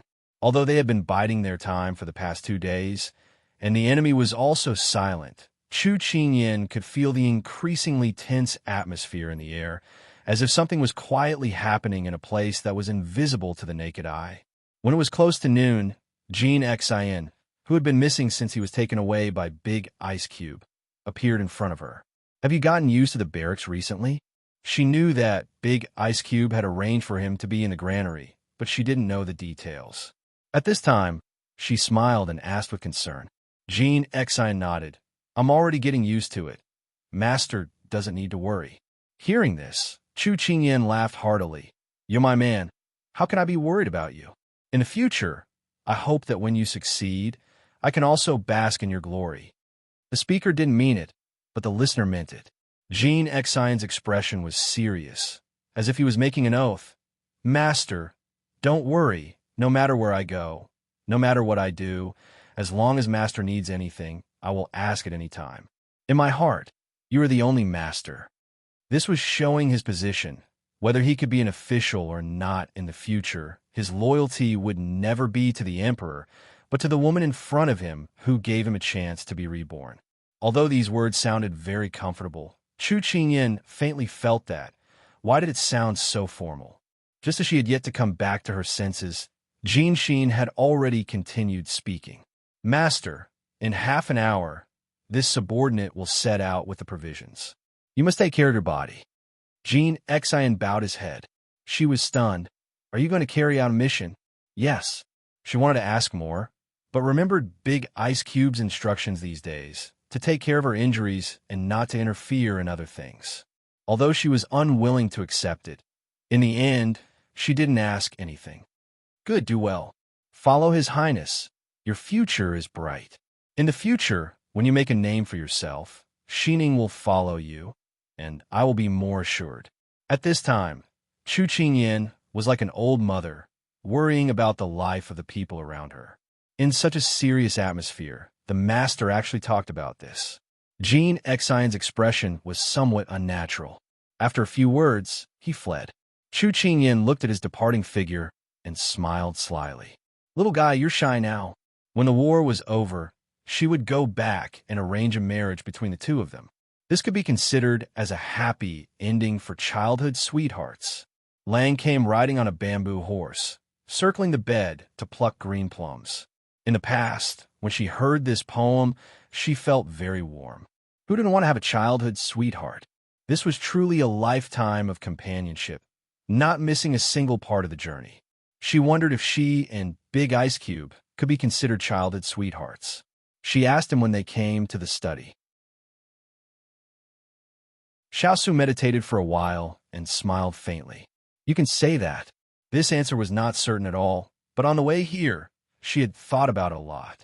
Strictly speaking, she and Big Ice Cube were not childhood sweethearts if it was based on their mental age. However, from the time she was 10 years old until now, he had been by her side. She also hoped that in the future, the two of them would not be separated. Her only regret was that she did not participate in Big Ice Cube's youth. That was where she regretted. If the gears of fate could have spun a little earlier, she definitely wouldn't have let him suffer so much alone for so many years. Xiao finished speaking and did not hear her reply. When he looked up at her, he found that she was looking at him absent-mindedly, with an indescribable emotion in her eyes. He thought that she was thinking nonsense again. After thinking about it, he said clumsily, "Actually, you don't have to stick to the words childhood sweetheart. In this life, I will accompany you to the end." Chu Qingyan blinked. Was she hearing things? She had unintentionally received such a surprising confession. She was simply wild with joy. Her face slowly turned rosy, and her shy eyes suddenly did not even dare to look at him. Xiao was still thinking hard at this moment. He continued, "If there is no definition for these words, I think, in this life, we will be each other's childhood sweetheart." Just as he finished speaking, a black shadow enlarged. He looked up and saw the person in front of him suddenly pouncing on him. He instinctively reached out to catch her. "Big Ice Cube, let's be each other's childhood sweetheart for life." There was a mischievous and satisfied smile in her words. When the playful voice entered his ears, he could not help but smile. "Don't be so reckless. You're still injured." How did it feel to have a boyfriend who did not know how to flirt? This was Chu Qingyan's current mood. Shouldn't the next sentence be to continue to confess affectionately or to protect her? How did it become to scold her for being careless? However, Big Ice Cube, I think I used too much force. My chest hurts a little. She could not move at all. She felt that if she moved, her entire body would fall apart. Was this the punishment for being impulsive? When Xiao heard this, he immediately and carefully carried her from his embrace and sat her on his lap. Then he asked her where it hurt the most. He reached out and placed his hand on her chest, instilling true qi in her to help her circulate her qi and blood. A warm flow continuously flowed into her body, spreading from her chest to her limbs. Very quickly, the piercing pain slowly dissipated along with the warm flow.